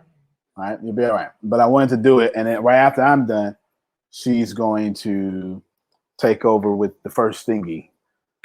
Yeah, the first thingy. Yes, that's right. Yes. Make sure when you meditate, you keep your, if you feel comfortable enough to take off your shoes, that helps ground you. Uncross your body. Because what you do is you're getting in complete alignment. So you're going to make sure your legs aren't crossed unless they have to be. We're going to try to not cross our arms because we're not going to block energy. Energy is ever flowing, and we want to be in alignment with it as much as we can. You don't have, I prefer that you sit erect, but you really don't have to. If you're at home and you're watching and you're laying and that's comfortable, that's fine. If you're sitting in the yogi position, that's fine. But you do know that that's not, bending isn't crossing, so that's okay. But you want to make sure that you're not crossed. Like I have a habit of crossing my legs and my feet, and I have to make sure I don't do that. And if you do it and you catch yourself going back into your comfort zone, just undo it. It's okay. You didn't mess it up. You can't mess it up. It's impossible to mess it up. But staying grounded and uncrossed is important for your flow of energy.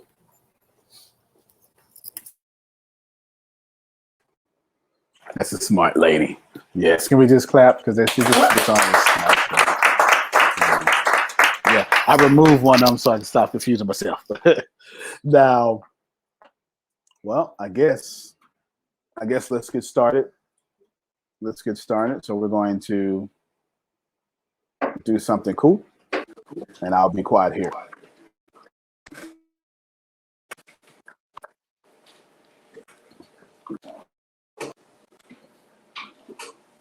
Hold on. Hey, you can.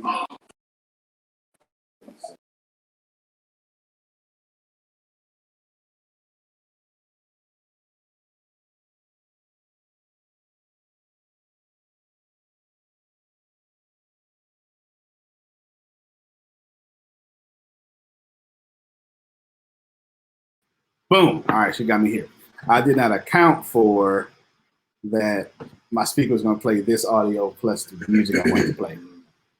Yes.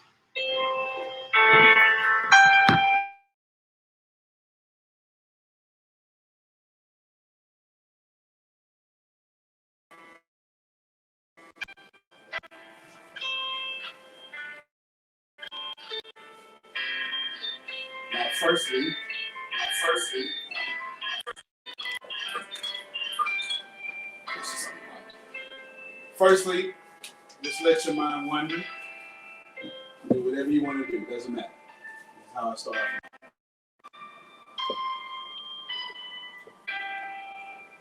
Now, allow me to guide you. First thing we're going to do is we're going to go straight to our perception.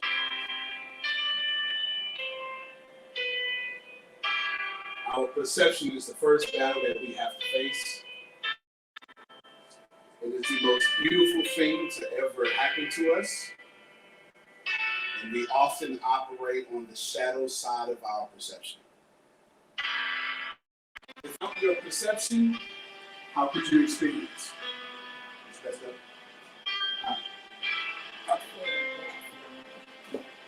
Yes.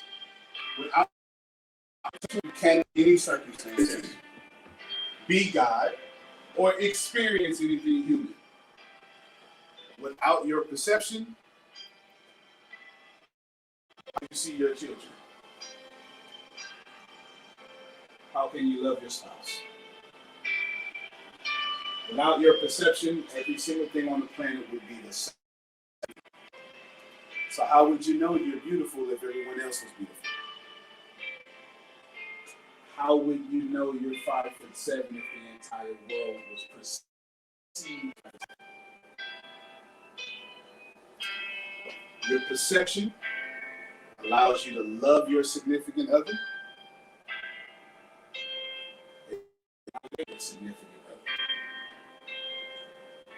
Up until now, your perception has done every single thing that you ever asked it to do. Perception is your greatest blessing always. It has never been a curse. Because in the original language, Hebrew, the same word blessing is barach. It means cursing and blessing, both simultaneously. However, this word in the sentence gives it its connotation. So your perception is like the word barak. It is both blessing and cursing, but it is yours. It will always be yours, and you can never be God without it. So during this step one, I want you to appreciate your. If you are at home watching us, thank you so much. As long as you're not driving, you can close your eyes too. Your perception is perceiving me now. Because you are God. There is a fundamental difference between the power of a dolphin's perception and yours. A goldfish cannot perceive this meditation, nor can it achieve this meditation. A goldfish mind does not wander the way yours will. Nor can a goldfish call back its mind from wandering.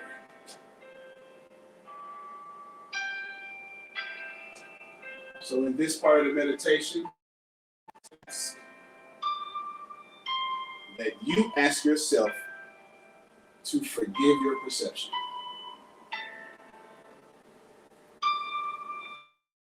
And appreciate your perception.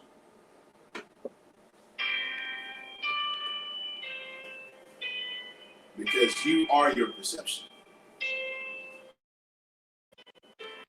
Now,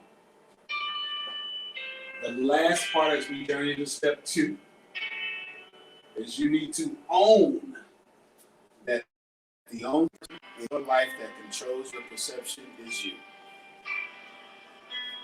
No one can influence your perception.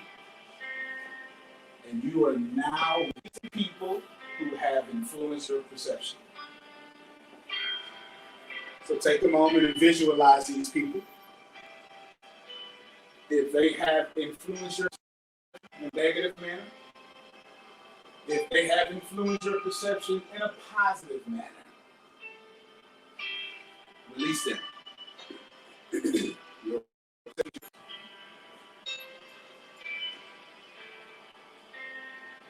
No one can influence you or your perception. You are your guide. The only compass that has ever led you accurately is your own. There is no mentor, no that can ever be your perception. Your perception is yours. As you have released your, you move now to phase 2. And in phase 2 becomes infinite self-love. So in phase 1 is infinite perception. And this step 2 is infinite self-love. So now that you've released everybody from your perception, you own how beautiful and miraculous and how your perception makes you completely different from everybody on the planet. Every species on the planet and every human that shares in your human existence, your perception is so unique. It can only be yours. And since you recognize your uniqueness, you have no choice. Absolutely no choice but to love yourself and your perception. No choice. Your perception is yours. And it is so much yours, who else can have it? Nobody. And you ought to love yourself infinitely. So here is where you imagine the person who loves you the most. I want you to hold their face in your mind. That person could be people that love you, or your parents, or maybe it's one person. Think of them, and I want you to think about how much they love you. And I want you to surround yourself with their love. Give their love color. And let it from the crown of your head circle like a gentle tornado around you until it touches your feet with grace. Can you see that color? Can you feel yourself being surrounded by that love? For the rest of your life, their love will be a shield from all the forces that come against you. It is their love that protects you. It is their love that gets you and guides you out of dark places. And it is their love, the reason of your existence on planet Earth. See their love around you. Look at the top of your head. And look at their love around you. From your neck to your chest, to your hips, to your knees, to your feet. Their color of love is giving birth to your protection. In this step 2, it is infinite self-love. So now what you must do is, using their love as a shield, you now inwardly love yourself greater than the love you just surrounded yourself.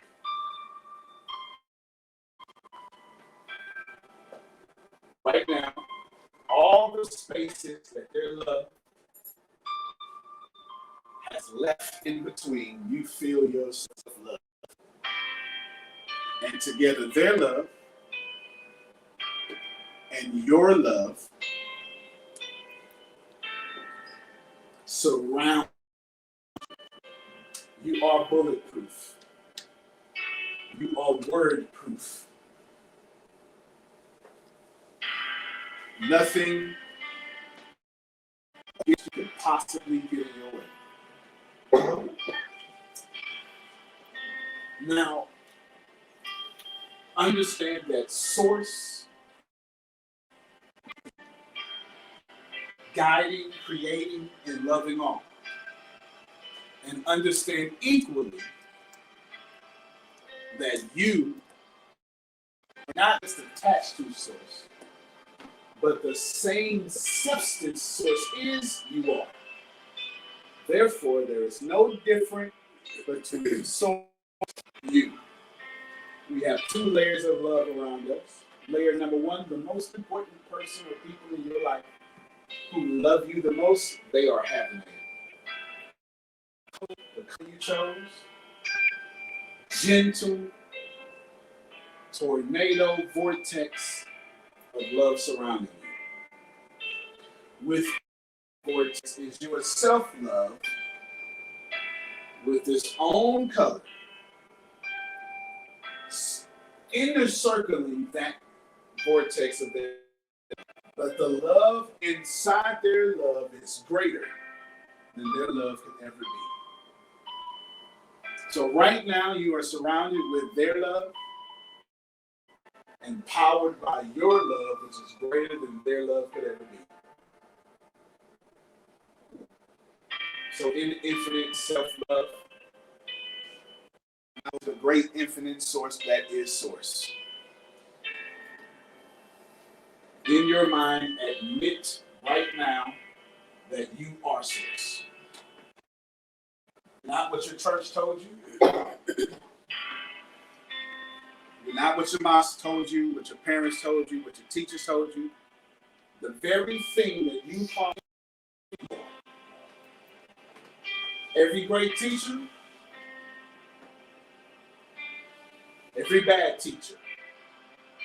Their thoughts don't matter anymore. You mastered your own perception during stage one. And your perception is that which is source is also you. Now, wherever you have source from whatever infinite distance, I want a color and push that love to you.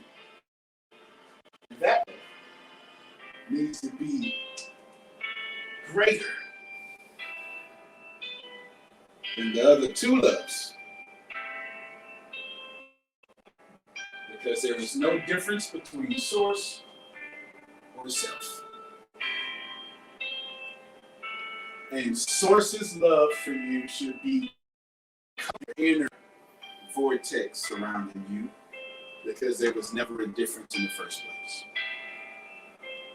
Take this time to surround yourself with the greatest love, which has always been you. The greatest love on this planet, outside this planet, has always been you.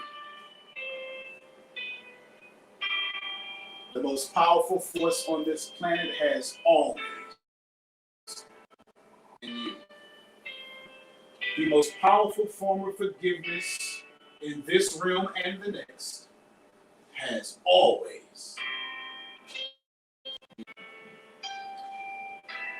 Surround yourself on this journey to step 3. Step 3 is infinite forgiveness. You've controlled your perception. You love yourself now. Only your thoughts, that's in your perception. Your journey is only your journey, that's in your perception. And if your thoughts or your thoughts were mastered in step 1, why are you holding on to stuff when no one taught you to do that. My friends, you did not get born into this world and taught yourself low self-esteem. Somebody taught it to you. You did not reach this world taught that when someone cheats on you, get mad at them. Someone taught you that. You did not teach yourself anything when you were the closest to source that you've ever been. And now, through your human experience, there is mud all over you. Imagine yourself as a beautiful, most expensive golden statue in the world, and no one can see your gold anymore because it is covered by mud. For some of you, that mud would be so thick, it looks like stone. For some of you, you're in fresh mud because you're surrounded by people you should not be. What I want you to do is imagine a dove landing on your shoulder. The dove cannot see the gold that you are. But when the dove lands on you, a chunk of this mud so thick, your gold is revealed. When you will always gold, I want all of you to break the rest of the mud on you. Look at the mud fall. The mud is not the things they put on you. The mud is the unforgiveness you never allowed to have. So as you listen to my voice, bring forgiveness. One by one, crack the unforgiveness. Allow from your head to your neck to your shoulders all the unforgiveness.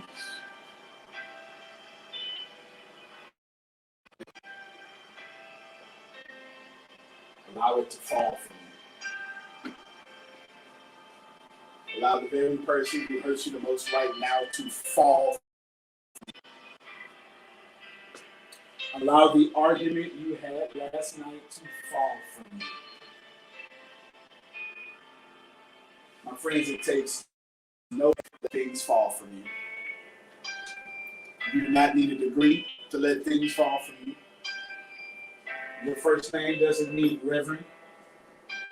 You don't need ceremonies or rituals to let things fall from you. The force in this world called gravity will take these things from you. Just let them fall from you. At this point, you feel the weight lifting off you. Everything he ever did has fallen. Everything she ever did is fallen. It's fallen no more alter you. You will see them in the next day or next hour. You will see them. And when their mud will be at your feet, but you will walk from where the mud is, and they will never alter your mood. At no point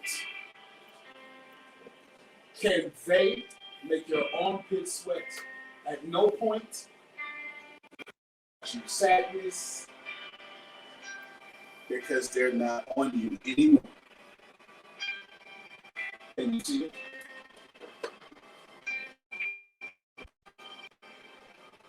Can you feel it?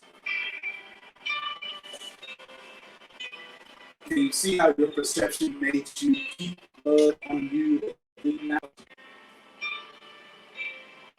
Can you see that now that you love yourself, you no longer need to tie your identity You no longer tie your identity into the mud that was on you. Can you see it?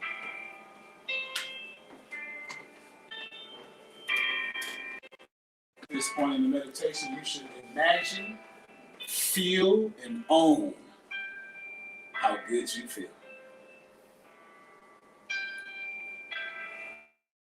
Put a number on the feeling you have right now.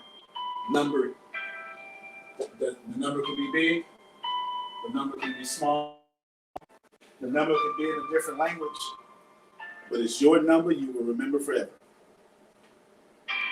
See that number. Now, to make that number do something funny. For me, when I look at that number, I always have the number, the stanky leg. It's the truth. It's a dance in 2002 or something. It doesn't make sense in my head. The numbers is doing something. So look at that number. However silly you want to be. If you don't know how to be silly, take the stanky leg. It's okay. That's what the number is doing. Now, one more thing. I want you to see that number. And I want you to see the number of the action. And then I want you to put that number somewhere on your body. That's up to you.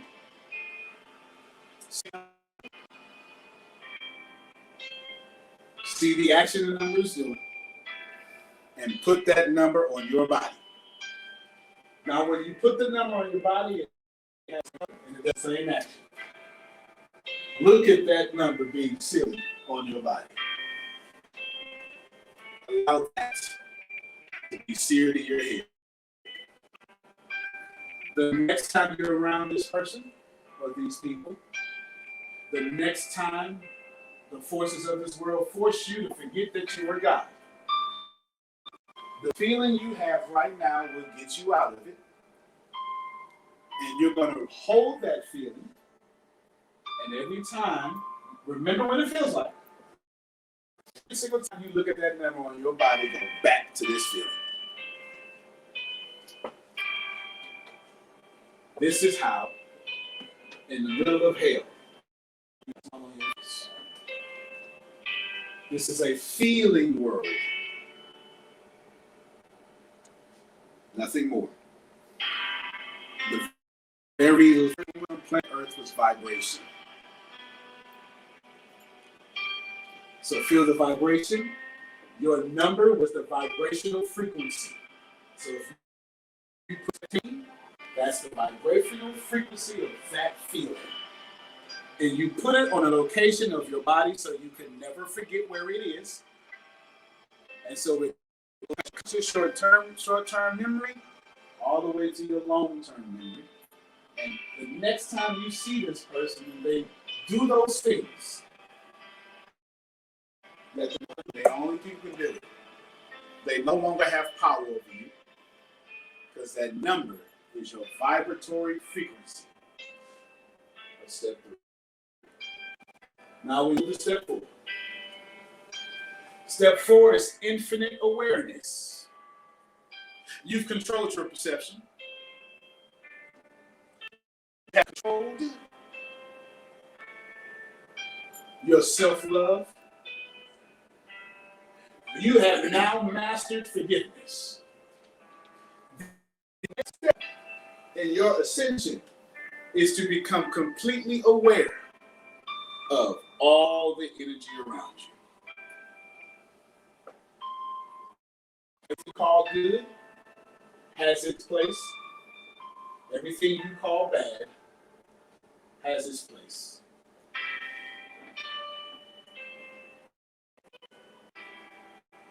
Pretty much fits in those categories. Now I want you to be aware of the stuff you don't know. No longer, Tony, will you become an either or person. I either know this or I know that.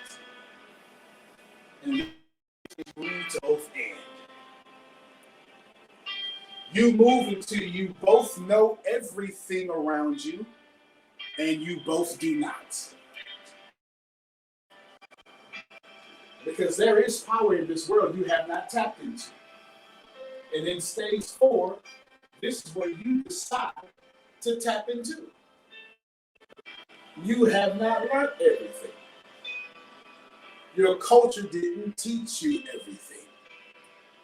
Your teachers, your parents did not teach you everything because they didn't have access to everything.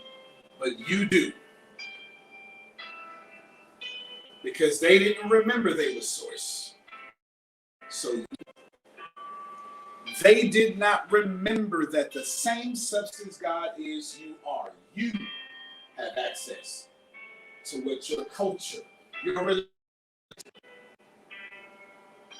you have access to what your parents, your spouses never was able to teach you. Instead, you the most knowledgeable person on the planet, not through your head, but through your openness. This is where you master open energy. This is where you master the law of allowing that says everything is perfect, everyone is perfect. I am perfect, and every decision I've ever made was perfect. Every decision that ever hurt me perfectly, with the total amount of gentleness that got me to the next level. Everything that you think God has ever done to you was the kindest, most harmful thing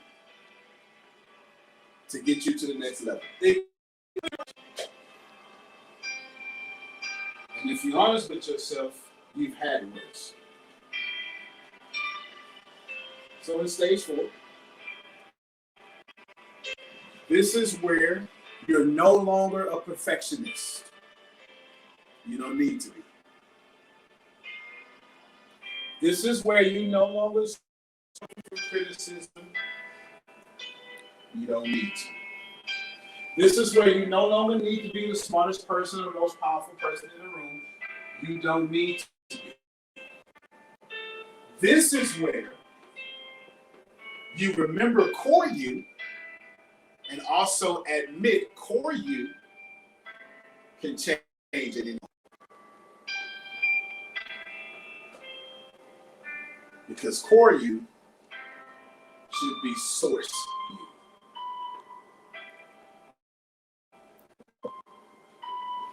In this step, I want you to look around you right now in your mind.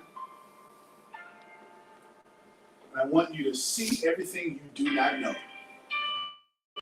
And I want you to title and contribute all of what you do not know as good and perfect. And only the things that are good and perfect can show up in your reality.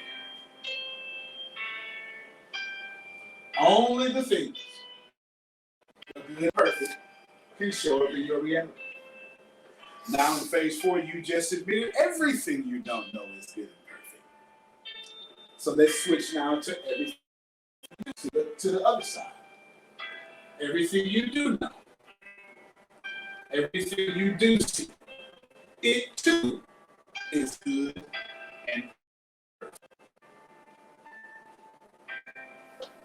Every single thing that has ever happened to you has been good and perfect. Now there's a secret spot every time for what you don't know is good and perfect.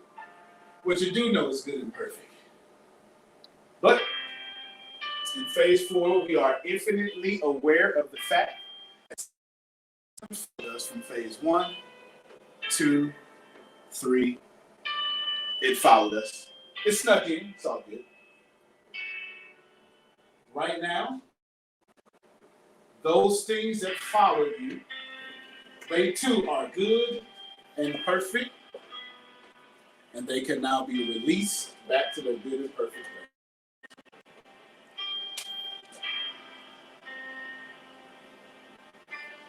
way. In phase 4, step 4, admit to yourself that everything in your life is good and perfect, and you don't need an excuse to hold on to that. In your mind, gently tell yourself it is good. It is perfect. And so am I. We move to stage 5. Stage 5 is infinite power. We have control. Our infinite perception is ours. We have controlled. It comes from us. It comes from source, and source is us. We have controlled our infinite forgiveness. We are now the least offended people on planet Earth. We have controlled our infinite awareness. We know all. We try to know all. We are open energy. In phase 5, it's infinite power. You are God. And God needs not to ask for anything. God simply decides this experience is now what God will have, and it shows up.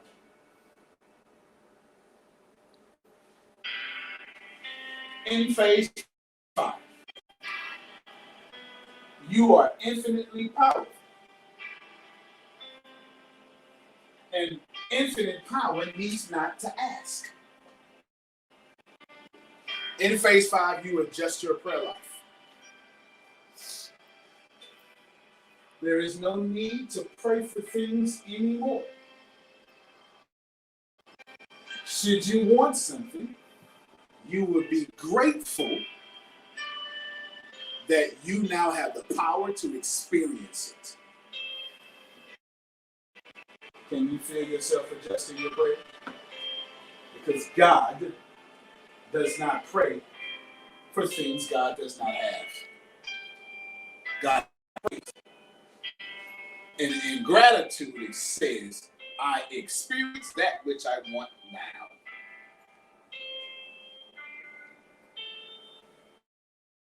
Prayer is self-talk. Self-talk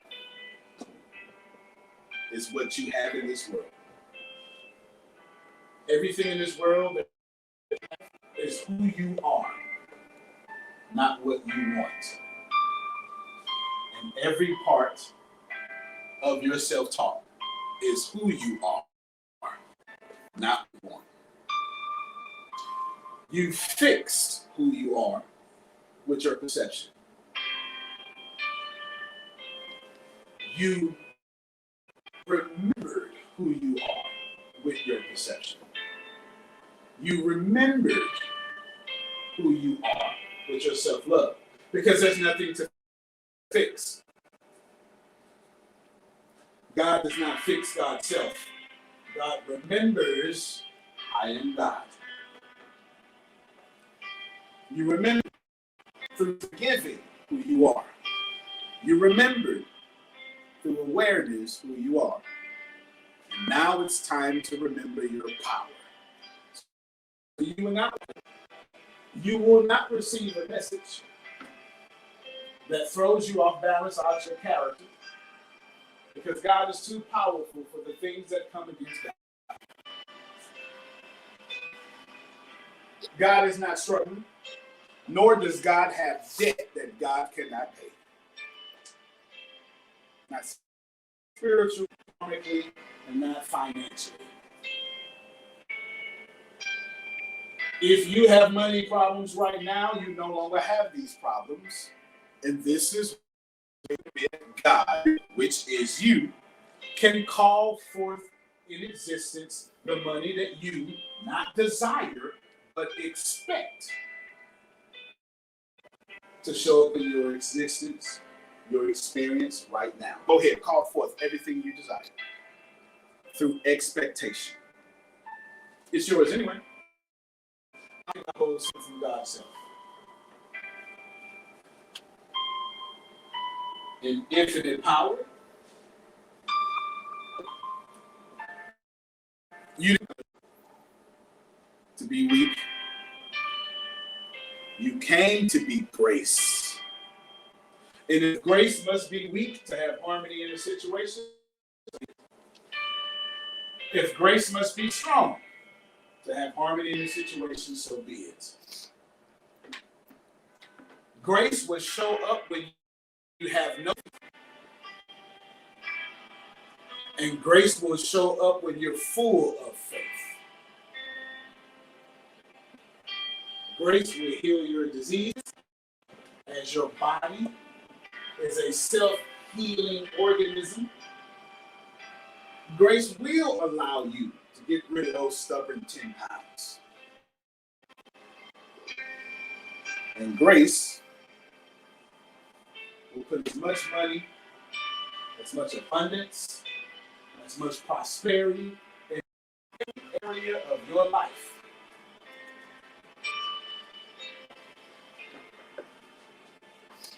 The most powerful form of power on this planet is grace. In phase 5, you become the most powerful force. Grace is love. Step 5 is the power of pure energy. It is the step in which you become the energy on the planet. We move to step 6. Infinite battle. Step 1, you worked out your perception, so it's okay.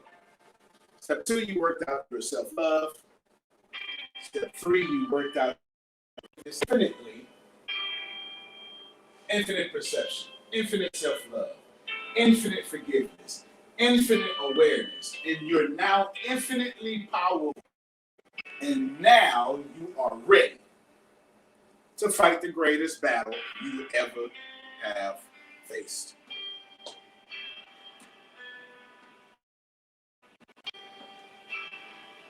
You are about to go into the desert. There's no choice, because you cannot become God and be infinitely without the opposite showing up. It does not mean you did not master steps 1 through 5. It does not mean you're going backwards. It does not mean you're getting. It simply means that now that you are God, you can hold light and dark matter at the same time. So, step 6 is your infinite battle. You will face the cave you've been afraid of. You will go to Africa and be God. You will. And it's not meant to be easy.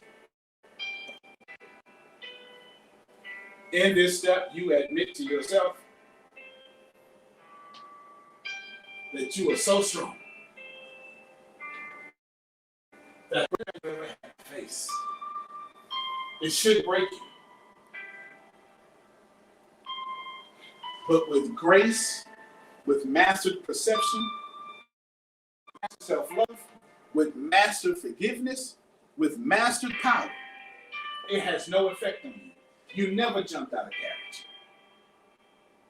You were great vines and the thorns. There was no milk in the cows. There was no rosebuds on the thorns. No meat in the cattle. Grass on the field, no olive on the branches, and you were grateful through it all.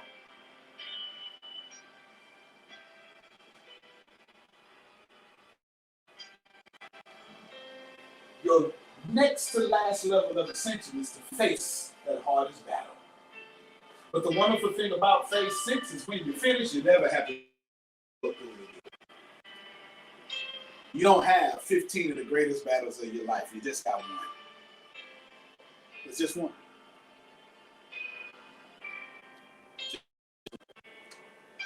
So you, and you, and you, you have already the thing that was supposed to break you. If the battle means leave, you left with grace and you happy. If that means stay, you stayed with grace and you're happy.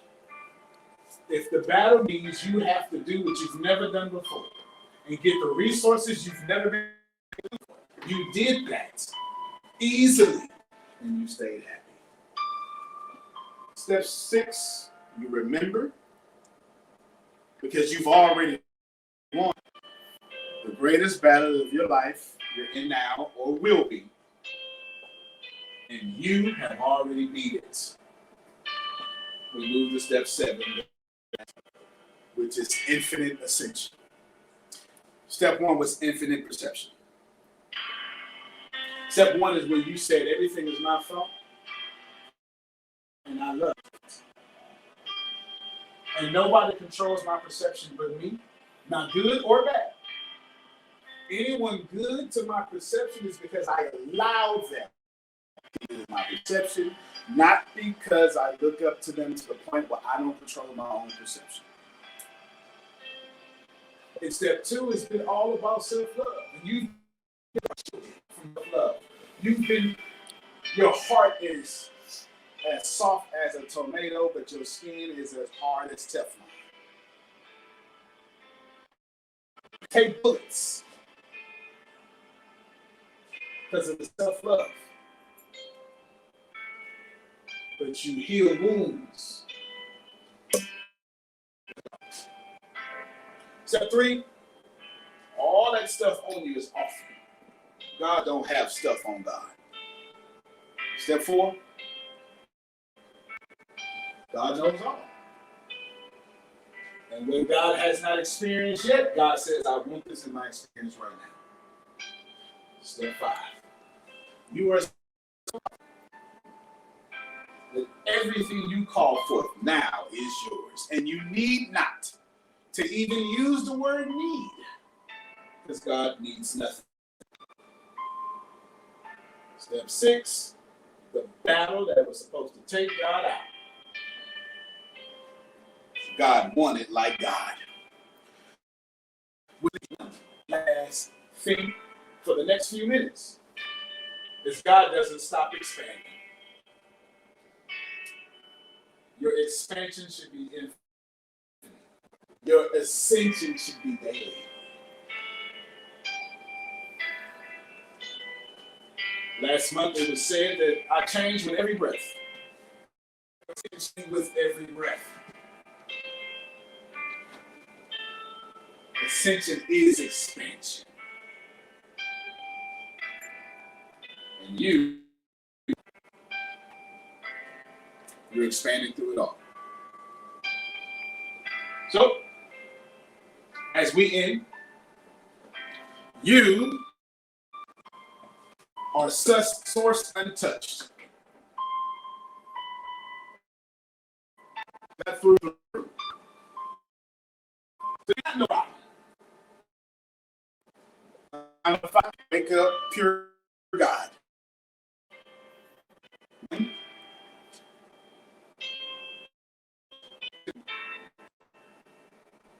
3, 4, 5. You may open up your eyes. Y'all can go ahead and put your hands.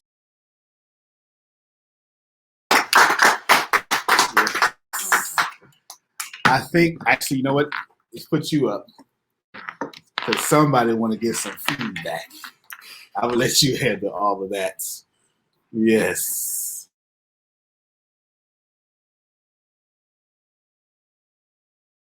Thank you. Say it again. I didn't hear you. They overstood it. They overstood it. That was amazing. Much, much needed by many. Beautiful guided meditation. And I saw you all enjoying it and growing through it. And a beautiful experience that was. So we're going to start the conference right now. Somebody's ringing in my ear. Oh, yes. Where's that? Your phone. Grace, yes. Oh, okay. It was like somebody's phone is ringing in my ear. Okay. You might want to pick that up. She did. Okay. Okay. Damali, what's the name of today's conference? True. True. Conversations with Ra. What's the focus? How to get everything you want. So, because of who I am and what I do, words are very powerful to me. Words are very powerful to us all. We just don't really understand and focus. How about I move my mic to the side because I like my hair where it is.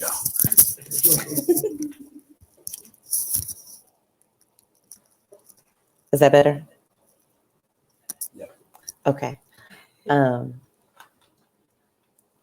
I don't believe we want anything. I don't like the word want. I simply am. And I have because I am.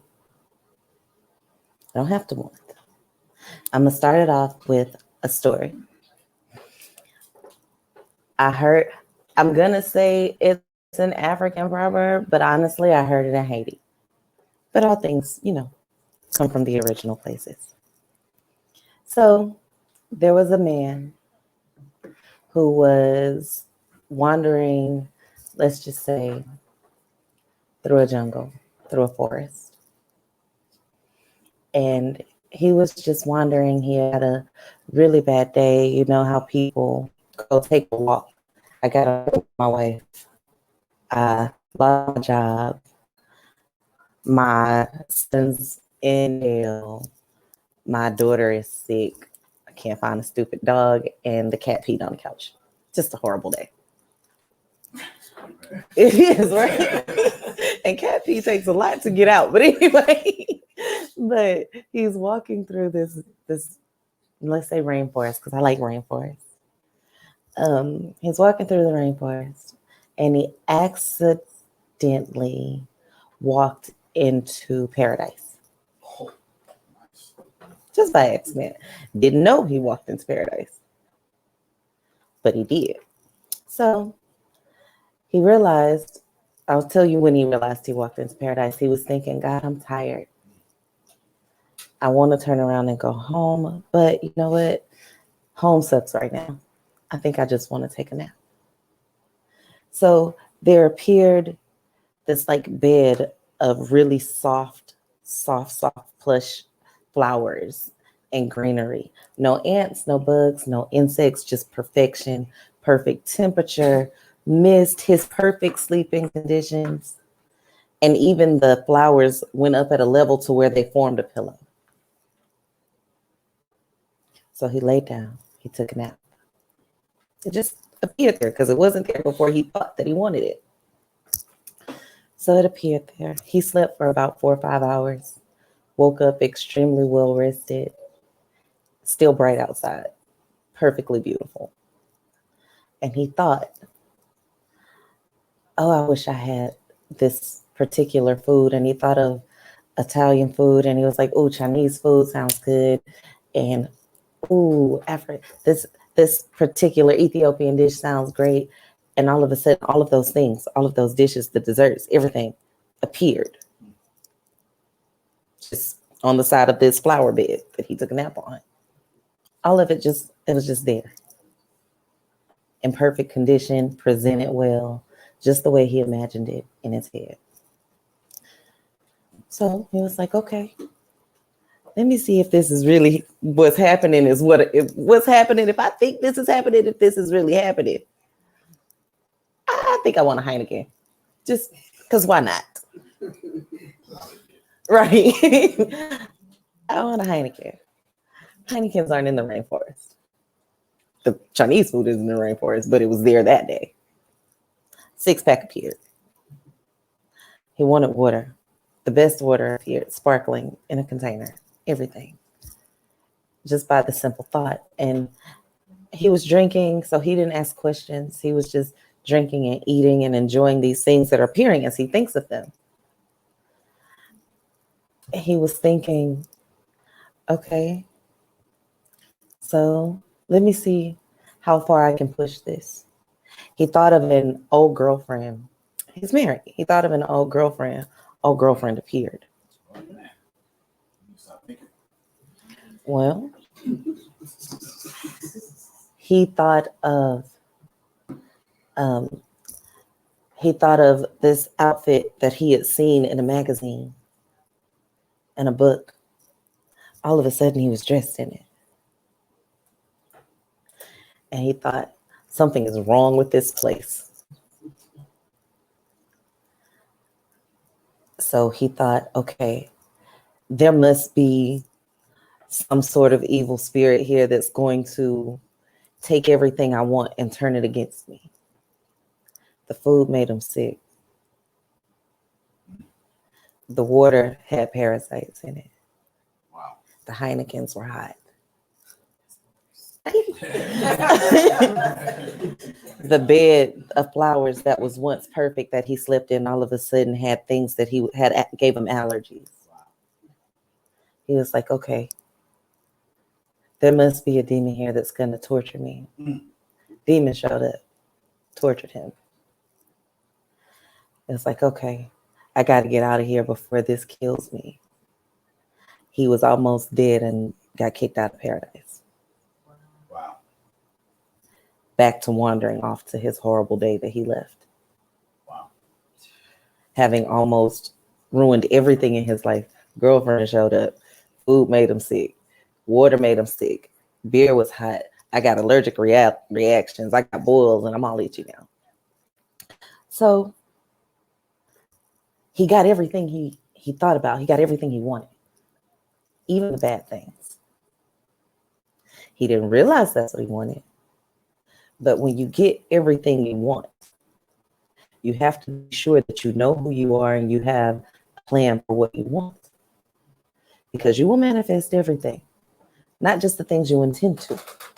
So if you open up that door and you walk in a state of paradise and I can do all these things and I can have anything that I want, and you're not mindful of what you want, you bring forth all those negativity, all those negative things, all those fears, because you don't trust all the good things. Now, I say that not to discourage people from having everything that they want, but so that you're aware that what you want will change based on your perception and the reality that you see in yourself, what you feel like you're worth. So if I feel like if things are going too good for me, there must be something wrong, things won't go too good for me for long because I'm going to push out those things that I'm afraid of, just like I was pushing out those things that I wanted. I also wanted to be proved right. I want to be right. If I wanted $1 million and I win the lottery, I don't feel like I deserve $1 million, so I go broke. That's what happens to a lot of people.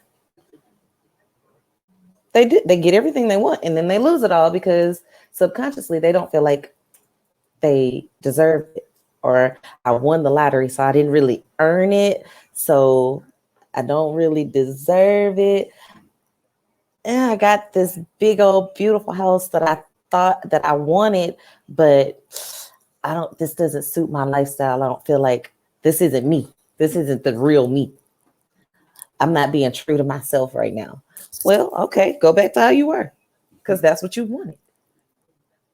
You're still pulling out those things that you wanted. So before you go into manifesting those things that you want, make sure that you believe that you can have it.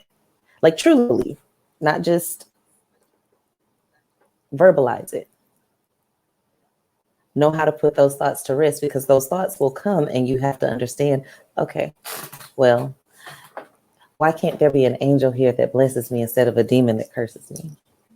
Why does it have to be something negative to draw out because I'm getting so much good? Why does it have to be coming from such a bad place? And we do that often. You have a really, really good day, and then it must be prepping me for something bad. Something bad must be finna happen because today was too good. And we've done it. Everybody has done it at some point. So, like, think about it this way. Think about the last time you did it. Have you ever told yourself, oh, things have been going too good lately? There has to be something. Let's say your husband sends you flowers for no reason every day for a month. Why the man can't just like send you flowers? In the back of your mind, you're gonna trigger a thought. What'd he do? Like, that's gonna be your thought. Because, well, hopefully not, but in the past, that probably would have been your thought. You'd have been like, okay, he's trying to make up for something. He did something I don't know about. He feel guilty. Now, and you're gonna question that man into actually pushing him away so that he stops doing it for you. I ain't gonna say he stopped doing it. Maybe he likes sending flowers every day. He just won't send them to you. But you did that because you brought that into fruition. You brought that into your life because you didn't feel like you deserved to have flowers every day. It had nothing to do with him. It had everything to do with you. Same thing with, it's not even a gender thing. It's everybody. We all do it. Let's say Tony makes $20 million next week, just out the blue. Like for something he forgot he did. Like, wait a minute. It's possible. It's very, very possible. Now, he is ascended and he knows, but let's say he wasn't. And he was like, wait a minute, it must be a trick to this. There must be something. There must be something to this. Let me not touch it because somebody gonna want this money back. I'm not trying to die. I'm not trying to go to jail. And all of a sudden it's gone. Or there's people knocking at your door requesting their money back. Right. Because they try to figure out where they 20 billion went. So I've had that happen. I had that happen with a client, like 2 weeks ago? He got $600,000. We had did some work and got money for this particular person, and he got $600,000. And all of a sudden, he was like, I can't believe this happened. Well, it's already there. It's in your account. Yada, yada, yada. This has happened. Don't worry about the means, but it's there. So he got so scared by it that he called a bunch of people. He didn't deserve it. He called the bank. He called the other people that gave him the money. Turns out the person that sent him the money meant for him to have the money. But then something happened on the back end because he was questioning so hard that person that sent him the money requested the transfer back because their account went into negative. So they was like, you know what? Maybe that was a bad idea. Let me call my bank and send that back. And since you've already called and checked on it so many times, okay, well, they right. It was a mistake. That person wasn't thinking about it. That ain't got nothing to do with me. You did that. You did my part. Like, you did your part. Everything happened the way it was supposed to, but you didn't believe that you deserved it. So make sure before we go into the steps of manifesting what you want, that you believe that you truly are all of the things that you want. Because like he said in his meditation, God doesn't need or want anything. God just simply is. And if you stand in the fact that you are God, that God is in you, that God is in the couch, that God is in Ashley, that God is in Monica, that God is in Tony, that we all are standing in that we are God. How could it be an accident when I get what I want, even if that thing is negative or perceived to be negative? Because you brought that. I've had people come to me and ask me to help them manage their stress. Okay. Because you told me what you wanted. Let's work on managing your stress. I personally would choose not to be stressed, but if you just want to manage it, sounds simple enough, let's do it. But instead of saying, I don't want to be stressed, Because if you think about it, everybody, let's say, so I was a director of nursing at a hospital, the chief nursing officer at a hospital in a rehab facility. And I talked to everybody. So I know the housekeepers, not even the housekeeping manager, the housekeeper is stressed. The dietary person that's fixing the plate, her job is stressful. People are annoying. The patients are annoying. Where I'm annoying. Everybody, she's stressed. My job was stressful. The corporate level jobs are stressful. So it doesn't matter where you are. Everybody can have a level of stress. So it doesn't matter what you do or how you did it. It's just how you perceive it, how you walk into it, how you manage it. Not manage the stress, but manage you. I would rather manage myself than manage my stress. Because if I manage how I perceive everything, I won't be stressed. If I managed how I handle everything and how I go into everything, not saying that I do everything perfectly, but I have the spirit of all things perfect, regardless of whether they're the way I saw them in my mind's eye or not. I can manage myself and I don't have to manage my stress. So it's all about where you are. If you go back to that same proverb of the man in paradise, he placed himself in paradise. He walked into paradise and created hell because that's what he wanted. And we often do that. We've all been guilty of that at some point. Hopefully you catch that shit quick. And before you say, kick me out, you be like, okay, well, you know what? An angel killed that demon. The ex-girlfriend moved back to where she was. You know what? I like my bed the way it was in the first place. Everything is restored before you kick yourself out and then have to find your way back in. Because mistakes are going to happen. You might have a negative thought pop up, but as soon as it pops up, you manage it. When you see negative manifestations of it, you manage you. That's like saying procrastination.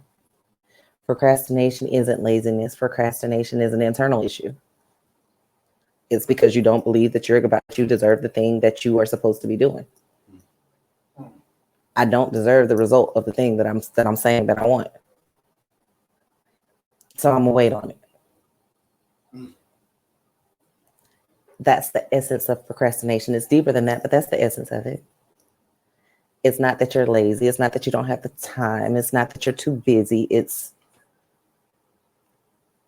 I don't think I deserve to be at that place at this time. Maybe later, because I know it's what I want. I want to start a business, but I've been wanting to start a business for 3 years and I haven't started it yet. I'm procrastinating. Well, you must not feel like you deserve the benefits of that business.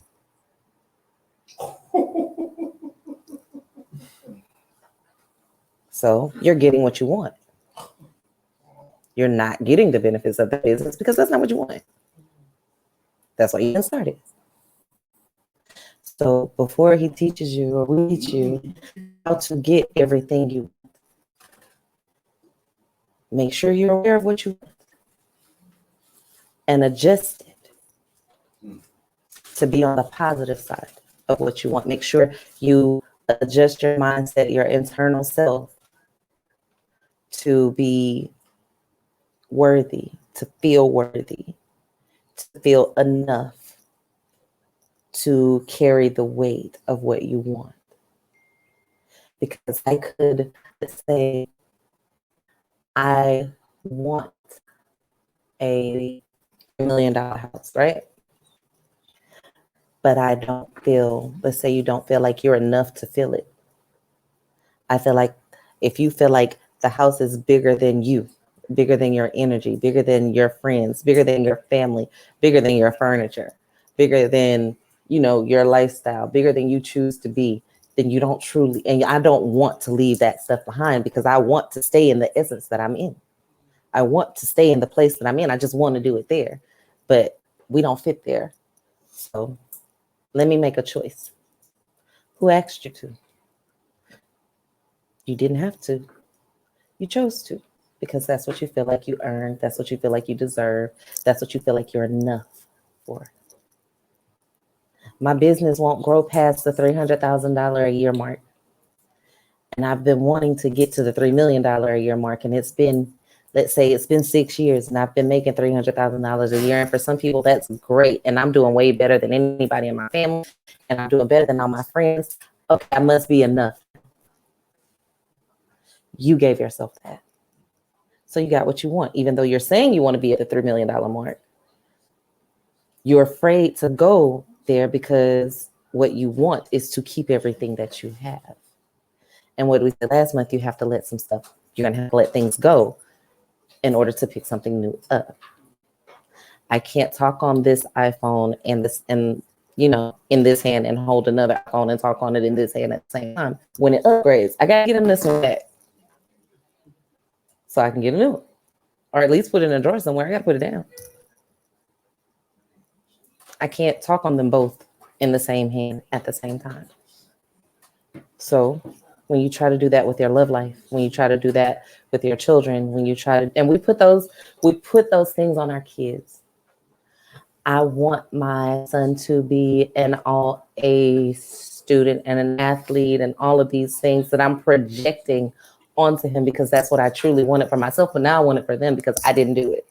So I'm limiting what they can do because of what I want for me, and I'm limiting the belief that I give into them. Like, what if my son doesn't want to be an athlete? What if my son wants to be a musician and now he doesn't feel comfortable enough to be a musician because my mom wants me to be an athlete?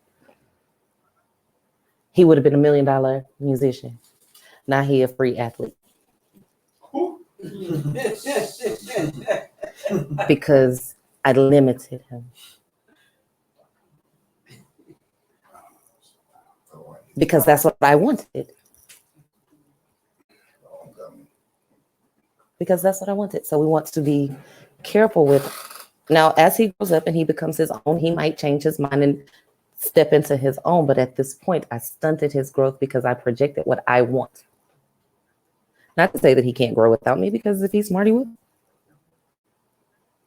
But at this point, I may be stunting his growth because I'm projecting what I want instead of just allowing them to be the God that he is. Instead of wanting him to be God and wanting him to be who he truly is, I'm wanting him to have the things that I thought I wanted him to have. And I'm limiting him, just like I did with myself. So we want to be careful with our limiting beliefs, and we want to be careful with our feelings of, we want to deal with, not even be careful with our feelings of not enoughness. We need to deal with that, and we need to discard them. Those feelings of not enough, those feelings of unworthiness, those feelings of I have to work real hard to get it. You don't. I had someone with me yesterday, and we were somewhere. Where were we? IHOP, because I wanted to go to IHOP. We were at IHOP, and I didn't have my card with me. I just didn't have it, and I didn't have it with me. I didn't bring my purse because I was out and about doing some other things. And I tip really well. And I told her, I was like, well, she's taking care of it. Make sure you take care of this person extremely well. I give it back to you if you need to. Actually, I didn't tell her that, but I would have. I give it back to you if you need to, whatever. Take care of this person really well. And she was like, oh, well, I never tip over $10. And I was like, why? And she said, well, I don't have it like that. I don't have it like you have it. And I was like, okay. So I've known you for a few years now. Never seen you actually have a job. Huh? And I'm not being funny. I've never seen you actually have a job. Yet together, we've been to at least 4 continents. You have everything you want. I ain't never seen you pay a bill either. You're not married. You single. I ain't never seen you be hungry. I ain't never seen you not shopping before we leave to go somewhere. I ain't never seen us really go into a store where you don't buy at least a shirt, even though you're not supposed to, because you ain't got it. I've never seen it. So I don't understand why you all of a sudden feel like you don't got it when it comes to this particular thing. I don't get it. And she was like, you know what? Never thought about that. I was like, well, maybe we should look at this. let's see. Let's see. Let's stretch your soul. So she left a $33.33 tip because the lady was 33. We asked her how old she was and she left the tip accordingly to her age. That's what she wanted to do. So that's what she did. And when she got home, because she doesn't live in the same city, but when she was in another city apparently, and she couldn't do it. But by the time she got home, she opened her mailbox and there was a check from somewhere that she didn't know it was coming from for $300.33. And she called me and she was like, you know what? I was like, so we have to quit saying what we don't have. And it was completely unexpected. We had done some other things and been busy and, been moving around. But I've never heard you say that you couldn't do something until it came to someone else. When it's, hey, I'm going to Ghana, it's, okay, I'm coming to give me your travel agent phone number so I can call her and buy my plane ticket. But now you ain't got it. Today is the day you decide you don't got it. And that's a choice. So if we had not stepped out of that energy, she probably wouldn't have had it. But she's never moved in that energy before, and that's not how we move. I think we talked about it last time. I don't check my bank account. I just assume that it's there. Because why wouldn't it be? I taught her the same thing, and that's what she does too. It's there because we are. Because I am, because you are, we are. So it's there. I don't feel unworthy of anything. I used to. But we grew past that point. And we need to grow past that point before we start manifesting everything that we want. So we don't kick ourselves out of paradise. She was fortunate enough to have me there at the moment where she started thinking those demons are coming to kill me and kick me out of paradise. And we caught that and we fixed that at that moment. And all of a sudden, guess what? It didn't get declined. She had it. They don't even add the tip till afterwards anyway. So who knows if you had by the time it goes through? You do. It's there. So let's look at it that way and make sure we clear up all those energies that would kick us out of paradise before we manifest things that we don't want by accident. Now we can go on to how to get everything you want after you get settled in the fact that you only want those good things and you deserve and manifest those good things and not those negative things. Okay? Okay. Okay.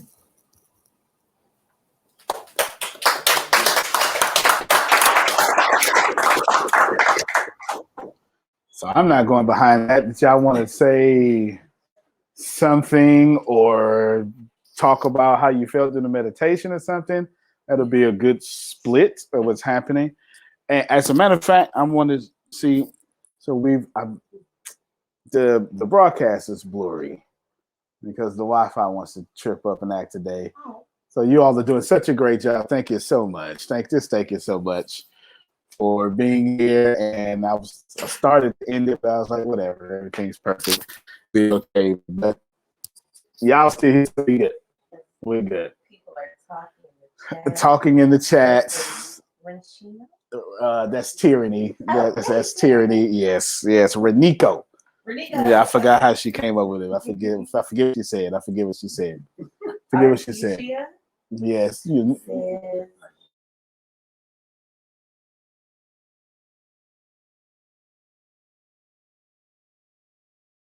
Oh, yeah, it's all good. Oh, okay. Good. Well, who was helped by meditation? Oh, yes. Did y'all let some stuff go?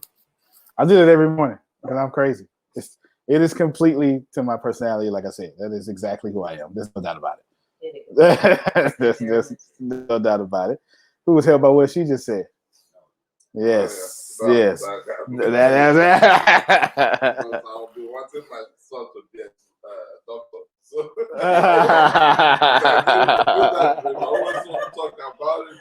You did say you wanted to. Yeah, so I always talk to him how to do that sometimes, but that is too funny. What's funny? 2 days ago, my son was like, mommy, I want to be a coder. I want to be a video game developer. I want to be a YouTuber. And I want to own a medical clinic because daddy wants me to be a doctor, but I'm not going to be a doctor. So I'm gonna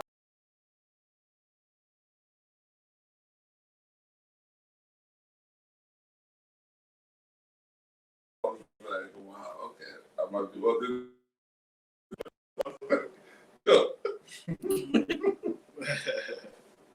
That's awesome. Yeah, no doubt. That is awesome. Well, we've got a 3-part agenda today. Phase 1, where we talk about how to get everything you. Well, which word you want to put there? Oh yeah. You put that clever stuff for titles, right? So people can come to it, right? So, how do you get everything you want? Of course, we know we don't want anything, right? But when you put it on the graphic, you need to talk to the awareness of your crowd. You know what I'm saying? All right, don't forget that. Number 2, part 2 is the truth about manifestation, because we've got it not all the way correct. And then part 3 is how to master deliberate creation. We'll try to get to all of it. What you think? We get to all of it. She said we get to all of it. If you are aware that you are having an emotionally bad time for a long period of time, you are admitting that you are 100% out of touch, out of reach with your solution and its vibrational equivalent. You want to tackle that?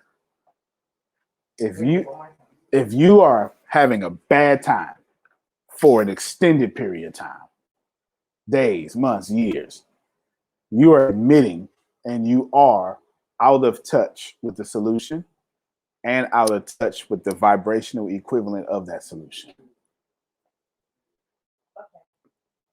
So the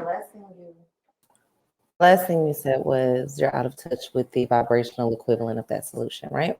Right. So realizing that there's a vibrational equivalent to everything, and everything, not even everything we want, everything is on a vibration. I can be on the vibration of wealth, but I can be at either end of that. I can be at the lower vibration of wealth, where I believe that I have none, or I am no wealth. And I can be the vibration of I am wealth.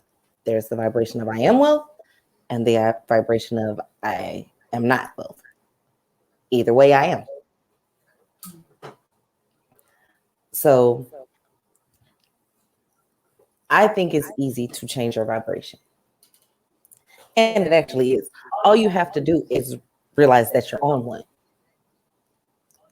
If you realize that you're on the vibration, you can realize that you don't want to be on the vibration, or that you're not on the vibration that you choose, that you're going to choose to be on a different vibration. So I used to be on a vibration of I am not. I used to be on a vibration of I don't deserve it, or I'm not enough. I suffered with I'm not enoughness for a while. Like, okay, so I went from, I put limits on myself, which put me at a vibration of I am not. Because I went from being married with a house with a lake going through the backyard, with a big tire swing and all of that other stuff, with white carpets and all this other great stuff, right? To living in a car with a baby while I was pregnant, to living in a shelter for homeless and battered women, to back to living in the projects, then to being by myself with kids in a 2-story townhome in the middle of Clear Lake, being the youngest African-American DON in the state of Texas. And even after I got to the point of being at a place where people were telling me that I shouldn't be there. There's no way you should be that young making that much money, because I was making 6 figures at 24. But I didn't believe that I deserved it. I didn't believe that I was enough for it. There's no way you should be that young making much money and broke. But I lived in a mind state of, even though I'm here, I'm still dealing with the issues that I had before I got here. So I don't feel like I'm truly worthy to have it. So I have no idea where that money went. I had no idea. I used to sit out a calculator like, wait a minute. I know how much my bills are. All of a sudden, my daughter had a 900. I called it, her name's Lorea. And I calculated out my Lorea bill. And for some reason, my bill for my 4-year-old was almost $1,900 a month. For what, I don't know. Can't really figure it out. But money was just going, and it was going, and it was going. And that's fine if you live in a place of I have. But if you're doing that same thing from a place that I don't have, you shouldn't make 6 figures and be evicted from a place you don't own. You shouldn't make 6 figures having kids look at you like they hungry. It's not possible. It's possible, clearly, because I managed to do it. But my mind wasn't there. I was operating in that place where I almost kicked myself out of paradise. And when I got to that point, I had to realize, okay, these are the things that I'm bringing onto myself. I was giving, and my niece actually helped me calculate where some of these things are going. I was giving like $1,500 a month to a church that I didn't even go to. That I didn't really go to. I was just giving it to them because why not? Because I didn't deserve to have it. So someone else did. Let me just give it to somebody else because they deserved it. And not me. Anybody but me. I was paying people bills. I was lit in the projects because they were still in the projects and they was trying to get out the projects. And since I had made it out the projects, it's my responsibility to help you do it too. So I was just giving it to them. Here, I got a whole check that's $4,000. I ain't got nothing to do with it. Let me just give it away. Not from a place of I want to give. If that was the energy that I was coming from, it would be different and it would be duplicated and pressed down, shaken together, all those things. But it was coming from a place to where I don't want it, I don't deserve it. I'm not worth it.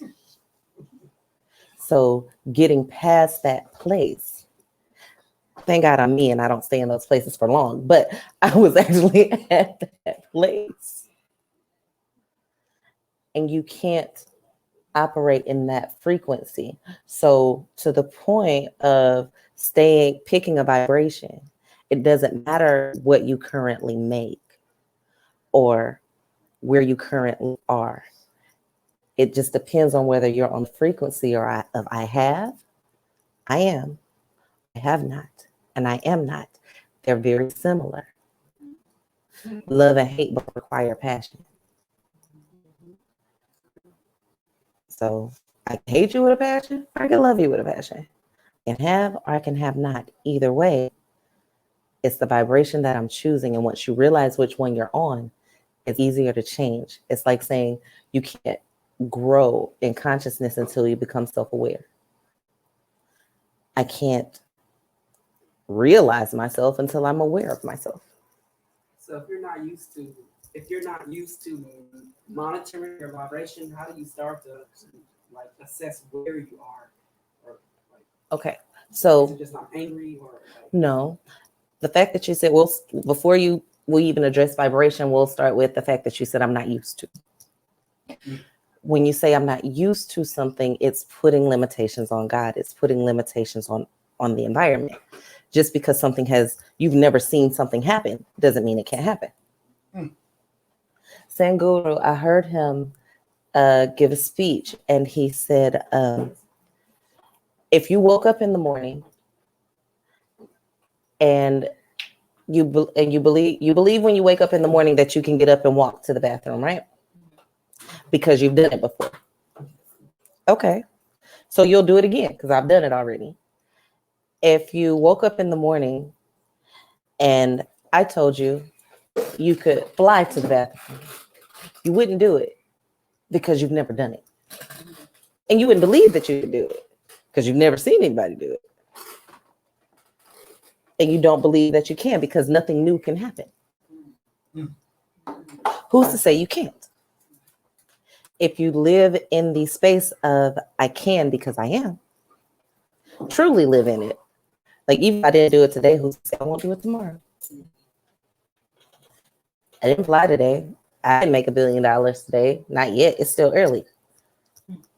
And I live in the space of not yet. It's still early.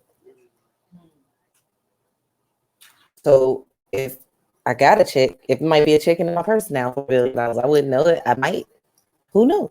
Somebody might have dropped it in there. I live in the space of I don't expect not to. So recognizing your vibration is simply walking in a space of I am. If you don't know that you are in that space, then you're not in that space. And at that point, you realize that you're not in that space and you change your vibration to become a part of that space, to join into that space. Oh, there was another question too. Oh, okay. Sheena, you own it. Tell us how to get out of it. How to get out of what? The thinking about what you were talking about with yourself. Oh. Yeah. You use a great example. How to out of the space of not enoughness? Yeah. Yes. I am not. Okay. Now that takes, I don't know how to say it in church terms. Okay. It's a whole different crowd. That's the business crowd, the church crowd. That comes into the point where you have to do your shadow work. You have to do your shadow work. You have to figure out why you're in that place. You have to figure out why you feel like you're not enough. And I teach a course and I have a group of people that I talk to and I teach and I have them, and I'm going to say it in here. One of the steps that we do is I tell you to go through your life. Start at your earliest memory. Write down everything that you've been through. Everything that you've been through. Negative. Like let's say I tend to like things to be a certain way, so I give myself year gaps. Like I'll say from 2 to 4, I know between the ages of 2 to 4, let's say my great grandmother died. There was a hurricane. My family lost things. I know we had to move. I don't remember all the details, but I know we moved. Let's say from 6 to 8, let's say we were molested. I fell off a bike. I scraped my knee. We got in a car wreck. I remember that because we went to the hospital, right? All of these things, all the way from your earliest memory to now, right? And this is a painful process. It's a very painful process because it's forcing you, because you're going to have to sit with these things as you remember them, because you're going to be going through your years thinking, okay, well, I forgot about that. Oh, I forgot that happened. And when you get to 14, you're going to go back to 8 and be like, you know what, that did happen when I was 8. I did walk in on my sister having sex. You're going to remember those things. So you're going to, when you get to the point, to your stopping point, you're going to look back and look at all those things that hurt me, all those things that happened, all of those things that told me I wasn't enough, all of those things that told me I wasn't worthy. Remember that girl in 5th grade that told you you were ugly? Remember when that boy pushed you and you got beat up at the park and people watched it and then they told you that you was going to be getting beat up for the rest of your life? Remember all of those things? And then remember that you got past all those things, that you got through all those things, that you're still here after all those things, that you were enough to make it through all of those things, that you were enough to help somebody else through a lot of those things, that somebody came and talked to you about that time that you were molested so you could help them get through it, that somebody came and talked to you because somebody was bullying them at school and you had to help them walk through it, that there was another single mom that needed some advice that you didn't even know at the grocery store and she was just in a bad place and she walked up to you and you were able to help her through it. not only did you get through it, not only were you enough to get through all of those things that a lot of people didn't make it through, because a lot of people kill themselves for things that you've already been through, because a lot of people gave up for things that you pushed through and build on, because a lot of people gave up or don't see who they are anymore. A lot of people went into mental illness, chose mental illness over progression, and you didn't. When you realize all of the things that you've been through, you got through, you helped somebody else through. You help somebody else through. You don't think I appreciate that. No, but that's how you get out of that space of not enoughness, is realizing what you were already big enough to deal with even when you were small. You were big enough to deal with it, with Goliath type events in your life when you were small and unaware of anything, and you walked through it with grace. How could you not be enough now that you know more? How could you not be? And you sit with those things and you go through those things and you write those things down, and you have to look at those things, and it doesn't happen overnight.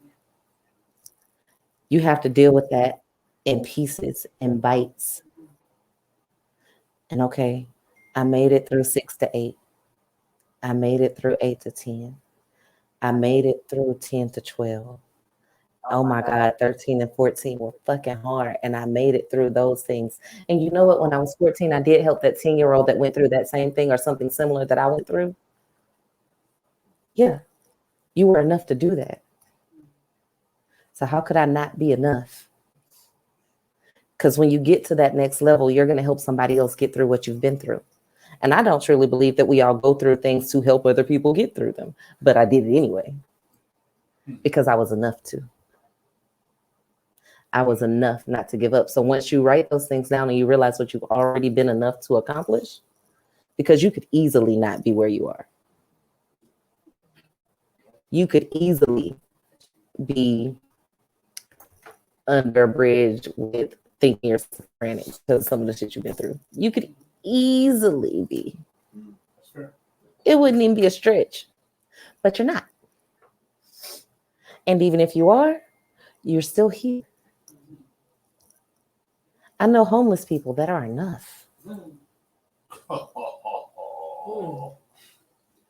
So how could I not be? And once you realize all the things that you've been through, and you truly believe those things, and you truly remember those things, and you truly remember getting through those things, you'll change your own perception. It'll change naturally. And once you change your perception, you'll change your vibration. That's how. Well, come on, y'all clap for her.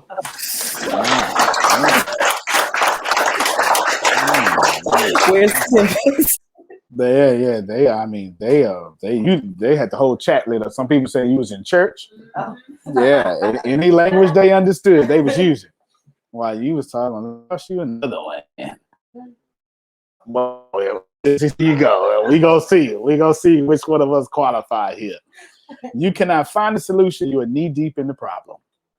You must find a way to distance between the vibration of the problem and the vibration of you. Okay, that's mine then. All right. You cannot find a solution when you're knee deep in a problem. I was listening to Abraham Hicks one day, and I typically do that and work in the background at the same time. You know, you have YouTube up and you just be working. And so I'm kind of passively listening. And there was a question someone asked. It was a lady, and her husband just left. And he left her for another woman. And she was mad. She was like transparent. You know how you're transparent? Like, I'm going through so much. I don't care who here. I got to get this out because I'm going to kill myself if I don't. She was in that energy. And she was putting the business out there. Oh, yeah. He ain't shit. And, you know, all that stuff. I mean, she was all the way out there. I mean, it was out there. And Abraham let her finish. Like, she got it all out, and she was on a tangent, and she was going, and she was 100% right in everything she said. And I don't know what to do. What should I do? And by that time, I got my attention. I'm no longer passively listening. She got my attention. Abraham said something that blew my mind. said, "Go to sleep." Yes,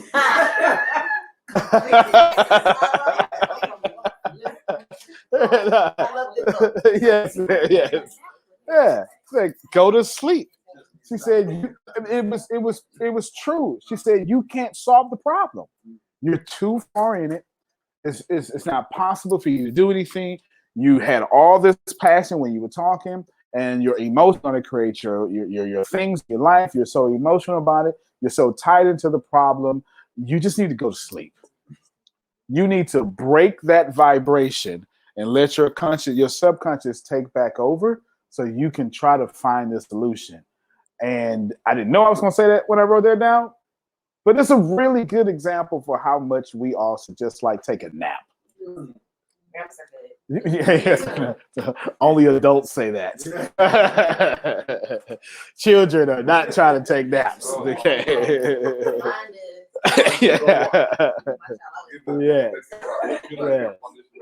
Yeah, I know, right? But that is accurate. You cannot fix something you're in. Now, here's Antonio T. Smith Jr. words. But y'all do that. Somebody taught us, since we don't control our own perception, someone else does. Right? That's not our perception. That's somebody's perception. This is Damali. This is how you act when you act like woman like this. And now we have their thoughts and their teachings and thoughts on our perception. It's not even ours. 95% of what we perceive isn't even our thoughts. Mm-hmm. Somebody gave that stuff to us. You're Baptist because your parents were. Mm-hmm. You didn't. You know what? I'm gonna do this Baptist thing. You didn't make that decision. You grew up in a Baptist church. Yep. That's somebody else's thoughts, right? Yep. Now you're Nigerian because somebody said this is the name of this country. Yep. When I went to jail, I remember this here. I went to jail. It was like, cause you with us. What you mean? At first, I don't know y'all. Let me take this ascension off for a second and get all the way Steve Harvey real with y'all. Well, I don't know you. I don't know none of y'all. But you a Crip. First off, that's because I was on 29th Street. I'm a 29th Street person. Like, I understand. Y'all big Crips. And like the big programming. And yeah, you know, y'all die for this. Yeah. No, I die for 29th Street. Yeah. You ain't from 29th. You're not from up top Texas. I don't know you cats. We not in no fraternity. This ain't no family. 29th, Black and Luck in them is my family. I don't see C-Row over here. So this is literally where my loyalty lies to. I'm not loyal to y'all. And I remember thinking about that. And I remember being able to process. This is the first time I thought about it. Being able, not now, but then first process.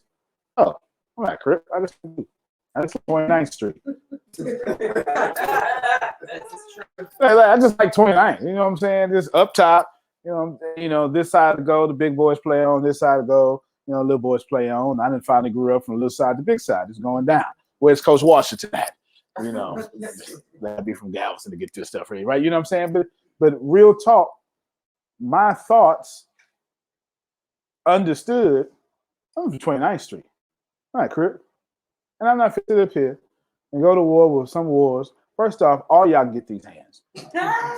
But I'm not looking to be dishing out these hands. I just try to do it in the time and get out. It's the same concept. 95% of your thoughts are not your own. You Black because they said this is what Black is. First off, Black is a culture.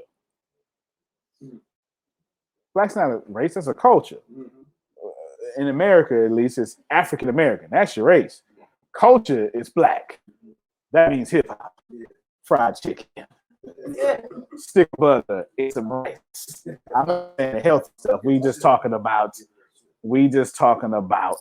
You understand the real stuff here. You know what I'm saying? Sugar on grits or salt and butter, depending on if you come from north of the Mason-Dixon line. Okay. Cheese should always go on grits. Nobody's got a problem. Even sugar folk will say, I'm a sugar folk on the grits. That's not nasty. Cheese always go on grits because I could put cheese in sugar and grits. Yes. You need sugar. Just eat oatmeal. Oh, okay. That makes sense. Abraham said, take a nap. because you have been indoctrinated with this problem. And this problem is in your perception. And this problem is you just like a big crip. You a country crip, a big crip. You crip in England. They ain't even got no Los Angeles Crips in England, right? you go to England in blue. So what's up, cuz? No. We got to bring this down a little bit. When you are literally in a problem and you try to fix it yourself, you're dead wrong. That's not how it works. Because God don't have problems. So if you have a problem, you're not being God. You know what I'm saying? Like you're not. You can't fix anything. God can. So you always have to tap into a higher level of consciousness. I'm telling y'all, I've never kept a problem after meditation. It's the truth. I didn't say I never had a problem, but I never held on to it. I've got out of meditation. The problem was so big, meditation couldn't stop it. But a few hours later, since I did meditate, I was like, you know what? I got to talk to yourself. You're a pimp. You tripping. Y'all don't want to play with me. That's all right. You know what I'm saying? Now, some of you women got to be like, hold on now. Everybody in my inbox. I'm too fly for this. I'm not going to be tripping over him. All these people in my inbox. I ought to pull one of them off reserve. Just to remind myself. Yeah. Let me remember. Yeah. He put 6 hearts on my story yesterday. He hit that heart button 5 times on my story. So, sometimes you got to talk to yourself and remind yourself that you have to remind yourself that you are God and God doesn't have problems. And you got to distance yourself from your problem and vibrational you. Your problem has a vibration. And if you match that vibration, then you're not God. But if you distance yourself from that, then you're good. Fair enough? That's my little part. You want to answer that? Problem keep coming on your face every now and then. Oh, yeah.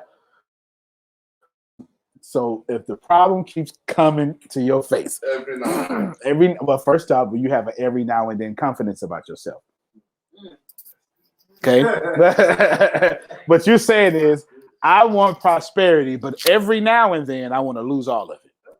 And a lot of people do that. Yeah. It's like keeping yourself grounded. You don't want to allow yourself to. I don't want to become a new person. I'm gonna keep myself grounded. I'm gonna keep myself grounded. That was really good. I'm gonna keep myself grounded. You can just be grounded and rich. That's okay. Right? And I'm just not talking about money. Like, you can be grounded and rich and happiness, but like you can literally have everything you want and not have to be grounded in reality. You do know that, right? Because reality says you can't break the 4-minute mile. Roger Bannister obviously did not respect reality. You this off studio. Here's a light all in the camera now. Umbrellas went on my head. Reality says light shouldn't just rush into a room because the sun doesn't work that way. Well, apparently Thomas Edison, or the slave he stole the invention from. Can't help my wokeness. Don't do it. Can't help my wokeness. Okay. That is impossible. Oh, fix that for me, Grace. That is impossible. Like literally, daylight rushes into a room at your command at nighttime. That's not reality. You probably got to be high to think of something like that. Edison probably was on some mushrooms that day. And you know what? I'm in a closed building. I want the sun to come in here at night when I say it so. That don't make no sense. But reality is not where you change the world. It's just not. So God, if your problems exist in reality, but you don't, you just tap into this joint. You don't have rules and limitations, but your problems respect the same laws of physics that this world does. The problems have limitations, but you don't. And if you make your problems so unlimited that every now and then they can come in your unlimited world, then you ain't God no more. Your problem is. Go ahead. So what should happen when those problems present Okay. So what should happen when those problems present themselves again is you recognize it and you stop it where it stands, because it can no longer find you, because you're no longer in that place and you're no longer in that vibration. There's a lot of things that, like let's go back to the not enoughness. Like, I can't say that the occasional thought of that doesn't resurface, but when I see it coming, I can stop it where it stands. It's not allowed in my space, because every breath I am made new. Every breath is another opportunity for things that have passed to come back. Now, whether you allow it to come back is determined by the God that you are. Mm. You don't have to allow it to be a problem. You can allow it to be a reminder of something that you've already done, that you've already been enough to complete, that you've already dealt with. Just because, like, let's say on the way here, there's traffic lights, right? I stop. I'm trying to get to 40th Street. I'm on 29th. There is a stoplight. I'm gonna stop at this stoplight. There'll be another stoplight on like 32nd. It's not the same stoplight. It might look the same, but it's not the same. And I can choose to sit at that stoplight, even if it's broken and it never turns green, because sometimes they do that. I can choose to sit there, or I can choose to go through it anyway. Because there is no brick wall that drops down from a red light. Just like there is no door that opens up when it's green that says somebody won't be coming the other direction. It's a matter of what I'm going to allow into my space and what I'm not. When I see the stoplight on 39th Street, it's not the same stoplight on 29th Street. I can put it in my mind that it is because it looks similar, and be like, okay, I'm going through this cycle again. The same problem keeps coming back. No, you made it through that problem. This is a new problem presenting as an old problem to see if you're going to react the same way you did when it was a problem. Now it's no longer a problem. It's a reminder of something that I went through. Unless I choose for it to be a problem, and I feel like I deserve to go through that. It's that perception again. So you're saying to him that even though he see that, it may have not been a problem, it's just a reminder. It's a reminder of something that you've been through. Let it remind you of your strength and not your weaknesses. Let it remind you of your success and not your failures, because you got through it once. I don't have to deal with that again. I already know what to do. I did it last time. So I know the mindset and the energy that I went through that got through it last time. Like, let's say this problem is a person, right? Like, let's say you have a cousin that hurt your feelings, that stabbed you in the back before, right? Same person or different person, same energy, coming to stab you in the back again, right? Completely different form. Last time it was a male, this time it's a female. Completely different, right? Now, I healed from that last stab. This time, if they got to me, I wasn't paying attention to my surroundings. But I know how I healed from it last time, so it's still not a problem because I know how to move through it. I healed from it before. I'm not even hurt by it this time because I still have that same healed energy. Like, you'll notice, let's say women have babies, like let's say you have a C-section, right? If you have a C-section, when they go back in, they cut in the same space because your body already knows how to heal that. And it'll heal faster. It heals faster because it's already healed. It's already been healed before. So they'll go back in and cut that same spot 3-4 times because you'll heal faster from that place.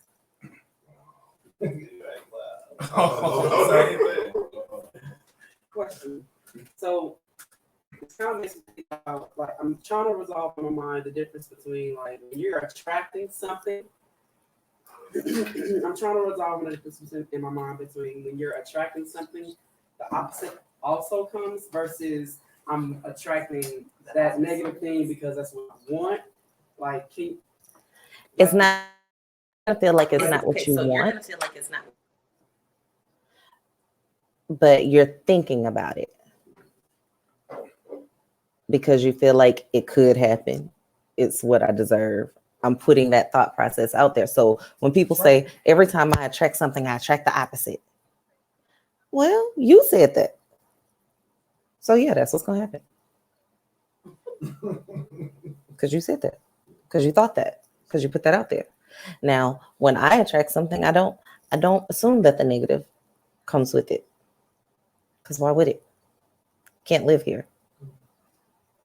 If I've decided years ago that this particular thing can't live in my space, I'm probably gonna still stand on that the next time I try to bring something into my life.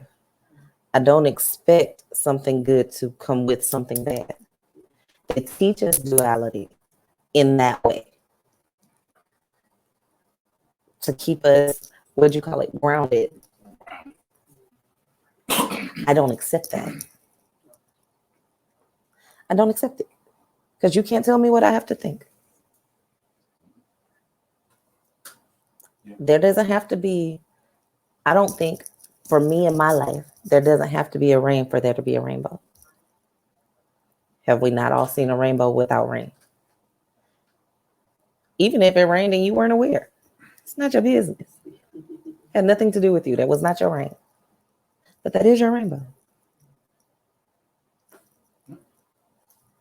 So no, it doesn't have to, you don't have to have the good and the bad. It's just a matter of how you perceive it and what you allow into that space. 1000% facts. There is a difference between the word opposite and negative. Hugely. Let's use the rainbow in the sky thing. Don't need to be rain for her to have a rainbow. So the opposite of that could also just be the sky. Because you see the rainbow without the contrast of the sky. You don't need the rain. The rain is perceived as negative here. But law is got to see something in contrast. Don't ever confuse contrast with negativity. How can I stand tall with no floor? We see, we're not, don't get opposite doesn't mean negative, right? You know what I'm saying? So if you know that the opposite must show up, that doesn't mean the opposite of what you desire must show up. It just has to be some contrast. Could she have long hair without short hair? Not her short hair, just the existence of short hair. You get what I'm saying? And what's important is y'all need to just respect. You ain't got to have no negative. You can truly live this whole world with not a negative thing ever happening to you again. That's what she just said. Listen, somebody be like, "Oh my God, that was negative." Really? I didn't know that. I do it the whole time. She'd be like, I just did it to her this morning. You was under attack. What? That's not attack. That's it. Oh, that's right. You have a different definition of what attack is and what is trouble. Yeah, right. That's fine. Yeah, you know what I'm saying? And I didn't disagree because I'm speaking. Oh, this opposite thing. I wasn't meaning right like this. Man, if I get y'all to get everybody right, that would really make your whole life better. It really would, because when I said that was this morning, it was like 7 o'clock this morning. It wasn't. She wasn't like being semantics, which I'll get her for that because she's like queen of semantics, right? She loves that. She's queen of semantics. That's not what she was doing. She was like, well, that wasn't trouble for me. It's the same thing. The rain wasn't rain for me. As a matter of fact, I just don't like rain no more, so no more rain. That's her attitude. And it should be. I have a whole different attitude, but it's the same thing. We're both honoring God with the same attitude. My attitude is, fuck the rain. She don't want it. I'm like, I don't care if it come or not. I look good wet. I look good dry. Right? But this is how God chose to experience God's self through me. I don't need to say no rain. Just like she don't need to say, nah, I'll deal with it.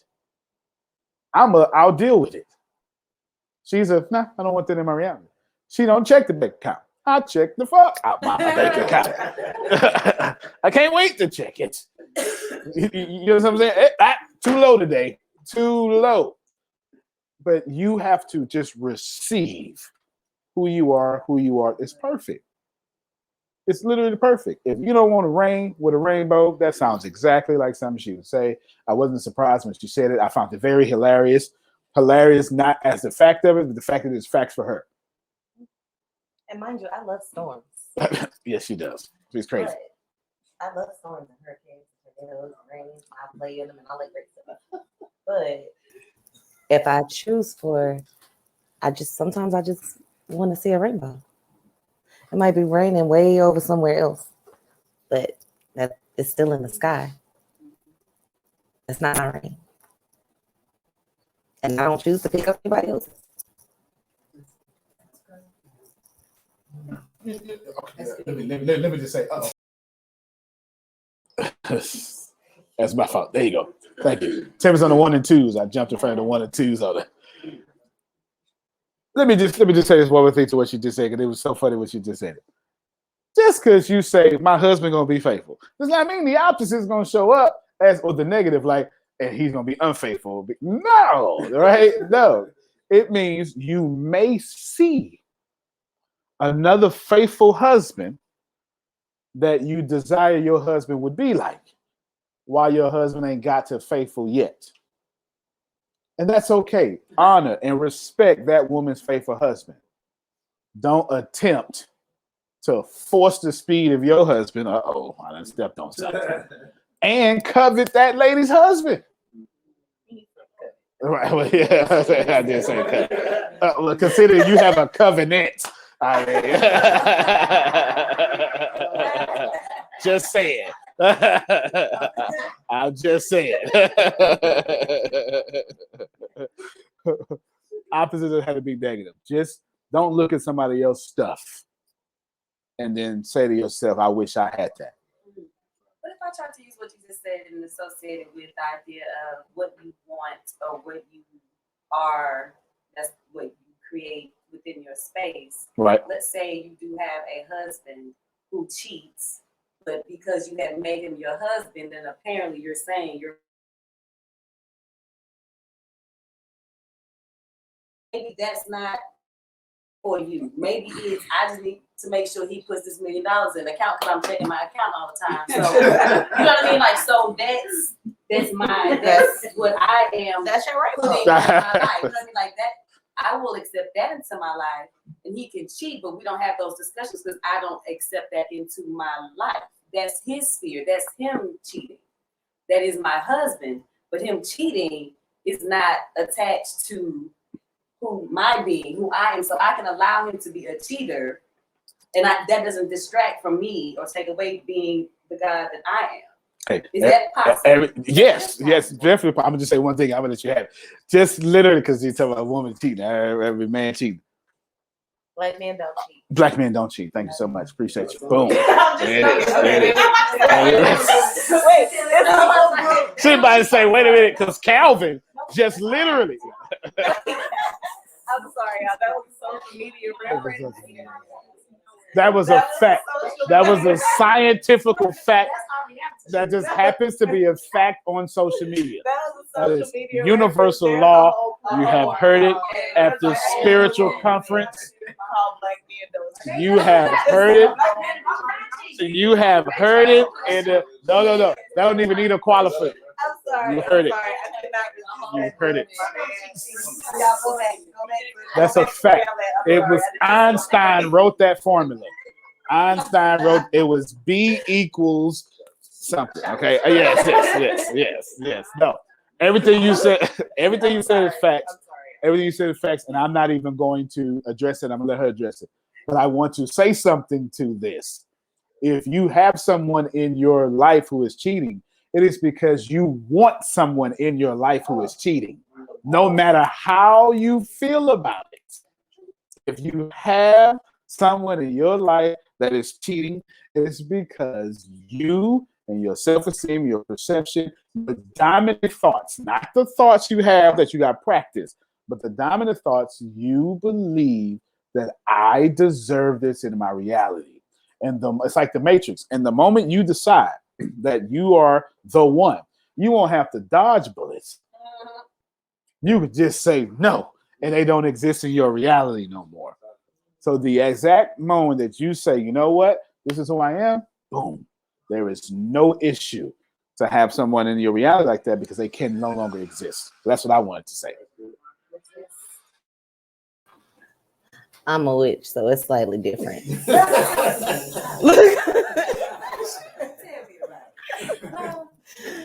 You can't cheat on me unless I want you to. It just won't get hard. It just won't work. But well, it's true. It's my truth. It's my truth in my reality. But to what you said. Don't look at me yes. while you said no, I'm not talking about you. But she to what you said. She just said, I'm gonna cast spell. You gonna look at me. Look it'll fall off somewhere, go somewhere else. No, but if you have some now, have and had are very different. If you have someone in your life that's cheating, it's a choice because you choose it. You're allowing that to come into your life. You're allowing to accept it. The same thing, like I said to you, if someone is stabbing you in the back and they do it again, you weren't paying attention to your surroundings. And you allowed that to happen again, and you continue to allow that to happen, then clearly it don't bother you. And there is nothing wrong with that if it's okay with you. What happens is people have these perceptions and they have these ideals that they've gotten from different religions, from different family members, from different people, from different thought processes, from movies, from TV, from books that they've read, from their friends' situations, that this is not okay. Now, if internally in you, this does not bother you as a specific person, that's facts. Don't matter then it don't matter. Don't. Now, if it's tearing you up on the inside and you sad and it's making you feel less than and it's making you feel like not enough and I'm staying because I can't do any better, okay, then we have a problem. Yep. But if you completely know who you are and you're not worried about it, because like you said, he deposited $1 million in my account every month and that's my focus. That's my rainbow. That's like everything else. That's my husband, and I'm gonna stand beside him, and that's where you are with that, and that's okay. Yes, that's mine, and I'm gonna stand beside him, and that's what you choose. But you're making a conscious decision to be not even okay with that, but to be happy with it. Because I know people that are in open relationships. I know polyamorous people. Some people consider that cheating openly. I know Muslims that have 4 wives. I actually have a cousin that has 3.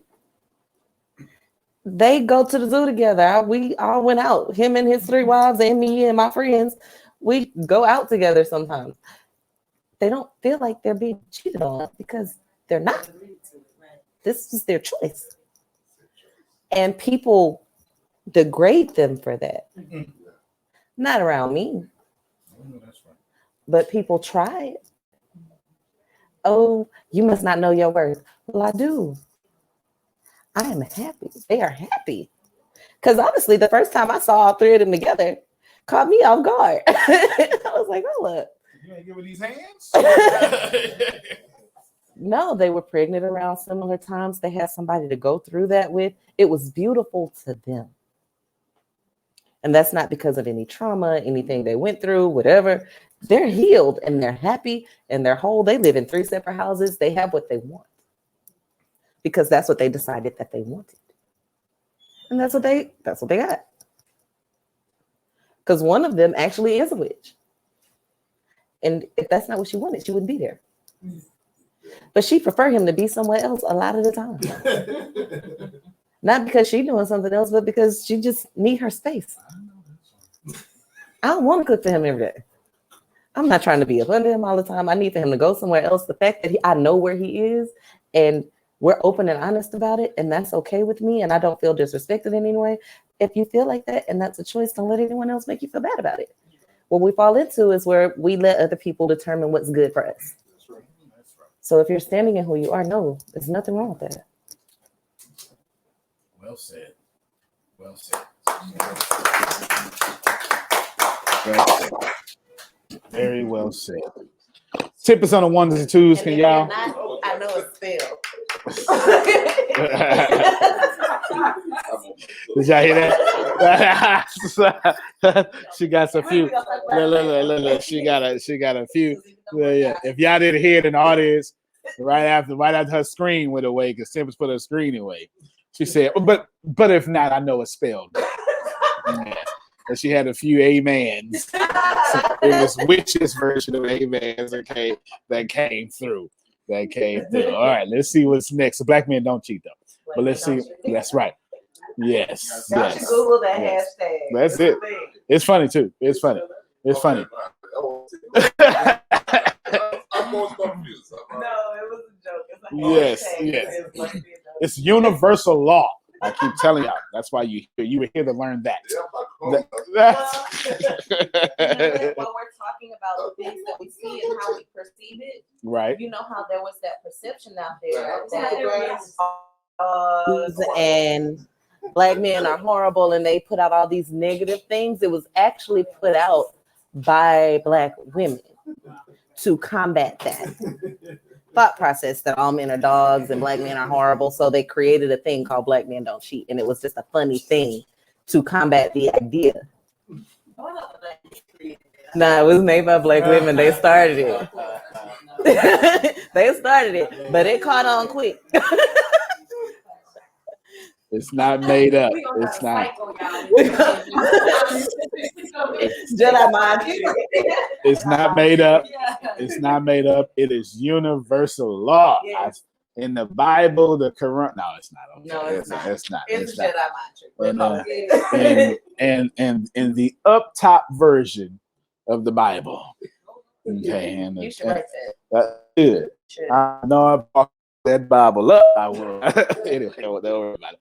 Don't worry about it. All right, whatever number we're on. We're still on one. We're still but we flying through them. We're doing pretty good. If you are depressed, if you're feeling more depressed than you are happy, okay, so more depressed than you are happy, you're letting your environment control your vibration. If you feel more impressed than you are happy, your outside world is controlling your inside world. You want to go? Well, briefly, what I teach people is depression is a choice to stay sad. Now, true, there are a few people that have chemical imbalance that can normally be fixed with diet and other things. And if you're eating a lot of meat and a lot of hormones and things that are injected, yes, you pick up vibrations of the thing that you eat. So if you're overindulging in certain things and you're not careful about where your food comes from or who's preparing it, and you're not cleansing your space, and you're going everywhere, yes, okay. You can pick up those energies that can cause depression. But typically, sadness is a feeling. It's an emotion. And it comes because bad things happen that make us all sad. Now, whether I'm going to wallow in that or stay in that is a God choice. I'm going to feel it. And then I'm going to let it go. I don't have to continuously hold it. It's going to hurt, but I can choose to forgive it. Just like I've forgiven other things before. I can hold on to it, or I can let it go. And like I brought it up last month, like in under a year, August will make a year, I lost 7 people. 8 now. But you don't have to hold on to that because it would be easy. What month was the last time somebody died? March. It was recently. So March this year, from August to, as this recording is the 6th month of the year. Well, 3 months ago What was her last loss? I just want them to know that. It sounded My like last close personal ones. yes. Go ahead. It sounded like you was 8 to 14 months removed. I want them to know 90 days ago. I lost a sister. Okay, there you go. There you go. But it's a choice on whether I'm going to wallow in the fact that she's gone, that they're gone, or whether I'm gonna accept the fact that they're no longer on this plane, and I'm going to appreciate the fact that I had them while I did. Again, going back to your perception, I'm grateful as fuck for all of them. Yes, miss them. No, not sad because they're gone. Was sad when they left. Not sad because they're gone. Depression is a constant state of accepting that sadness and reliving that sadness. It's a pain. Like, let's say you stomp your toe, right? It hurts. Yeah, it does. It hurts. But you can choose to start hurting. Right. It's shock and then it's pain. And you can choose to hold on to that pain and let that toe hurt for a week. Because I'm going to keep thinking about that pain. I'm going to keep holding on to that pain. I'm not going to put this pain down. And you'll place yourself in the spirit of depression and you'll be on that vibration because that's a vibration too. Or I'm going to decide I am not that pain. I appreciate that pain occurred and whatever that thing was that I needed to do. Oh, it made me that pain triggered another thought. I was stumping my toe because I was on my way to do something I wasn't supposed to do. Or I stumped my toe because I wasn't paying attention to my surroundings. And I'm going to pay better attention to my surroundings and my love life and my finance life. And I'm going to exacerbate that thought process to be grateful for it. Show your education.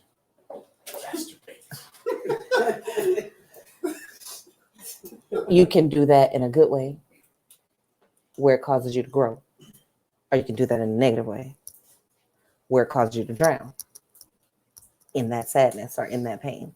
So not moving in a state of depression, unless, like I said, it's a chemical imbalance or something like that, is a choice.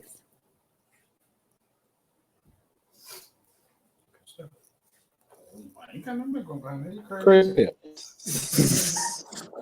Thank y'all so much. I'm going to the next one because how did she didn't even meet on about? Your environment must be one of inspirational improvement. That's big. You big on that. You're a whole witch. That's your thing. So I'm gonna move. Tempest is removing me from the screen right now. Yes. No, I have a program called Becoming the Environment. So why would I address this? I ain't got no class called Becoming the Environment. Can you repeat it again? Your environment must be what? Read it again. Your environment must be that.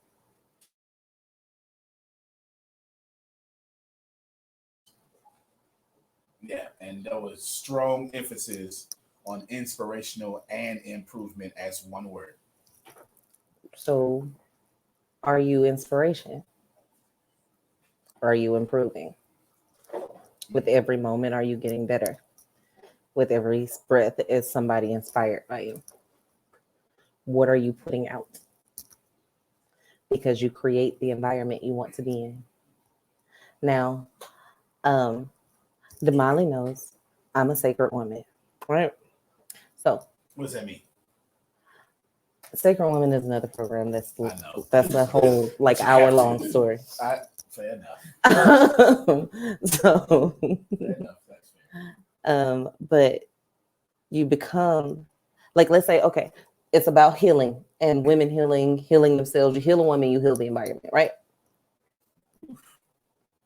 So, like, let's say you're hurting, and when you're hurting, your household is hurting. Your grandchildren that aren't born yet is hurting. Your great-grandchildren are hurting. There's a real term for that. It's called epigenetics. It's a real science. because your memories are genetic. They pass down. They pass down. So you heal a woman, you heal a nation. So if you heal yourself, rewind that. You gotta say it again. You can't run over good stuff like that. if you heal a woman, you heal a nation. So, like, let's say you're her husband. You know that she's hurting. You give her the space and everything she needs to heal herself because you can't heal her.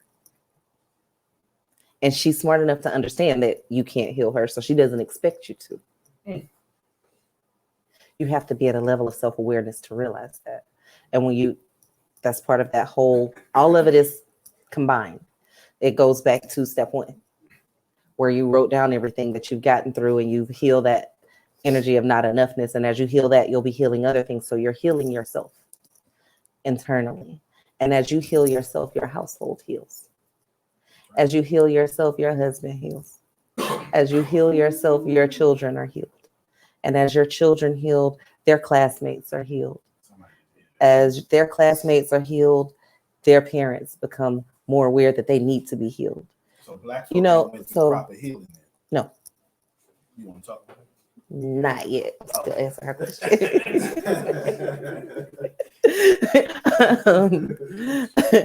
So you go through that healing process. And as you're healing, you become the environment. So if you're at peace, when you notice if you have a really peaceful day, how calm your house is. You notice that when you have a really bad day, everybody having a really bad day. Right. The men are like, yeah. Even if you're not doing anything, you don't have to say a word. And everybody around, everybody in your house, everybody that's connected to you is having a bad day because you feel it on the inside of you.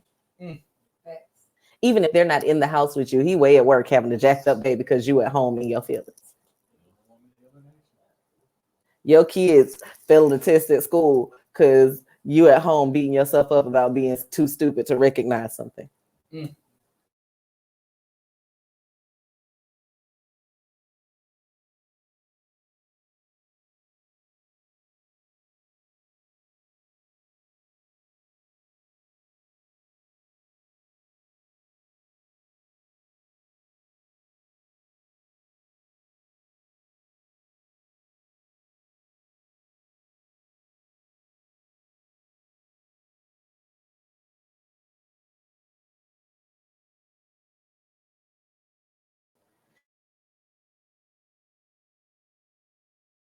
It's difficult. Yeah, it's not easy.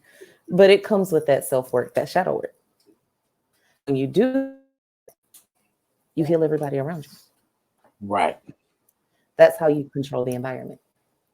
That's how you control your environment. Because what I'm not worried about is what's going on in an environment outside of myself. Let's say you work for this company, I work for this big organization, and I know they're getting ready to shut down, and I don't know how we're going to pay bills, and my husband lost his job, and same thing with the guy in the parable, right? Now, let's say I see all those things going on outside of myself, and I make the choice to know that I am worthy. I am enough. I can. I have. I am. I'm not concerned with all of those external things because I am creating my own environment. The company's closed down, but they gave me a severance package that I didn't know was coming. My cat had kittens and we sold them all. So now we have money, whatever the case may be. That's why I peed on the couch. We don't know. But if I realize that all of these things that are happening for my benefit, and I'm creating the environment of success, power, and love around me at all times, it has no choice but to fall into place because I am. So that is how you create your environment, and that's how you change your environment, by doing that internal work that causes you to put out those positive things and checking yourself when you don't. Like, y'all can remind her, but y'all can't check her. I'm just It's probably not your best bet if she having a bad day. It's probably not your best bet when she already in a place of remind. I know, but don't make it right. But you can make them aware. You do. You do. But understand that it's not where you are, but how you see things and how you see things around you that create your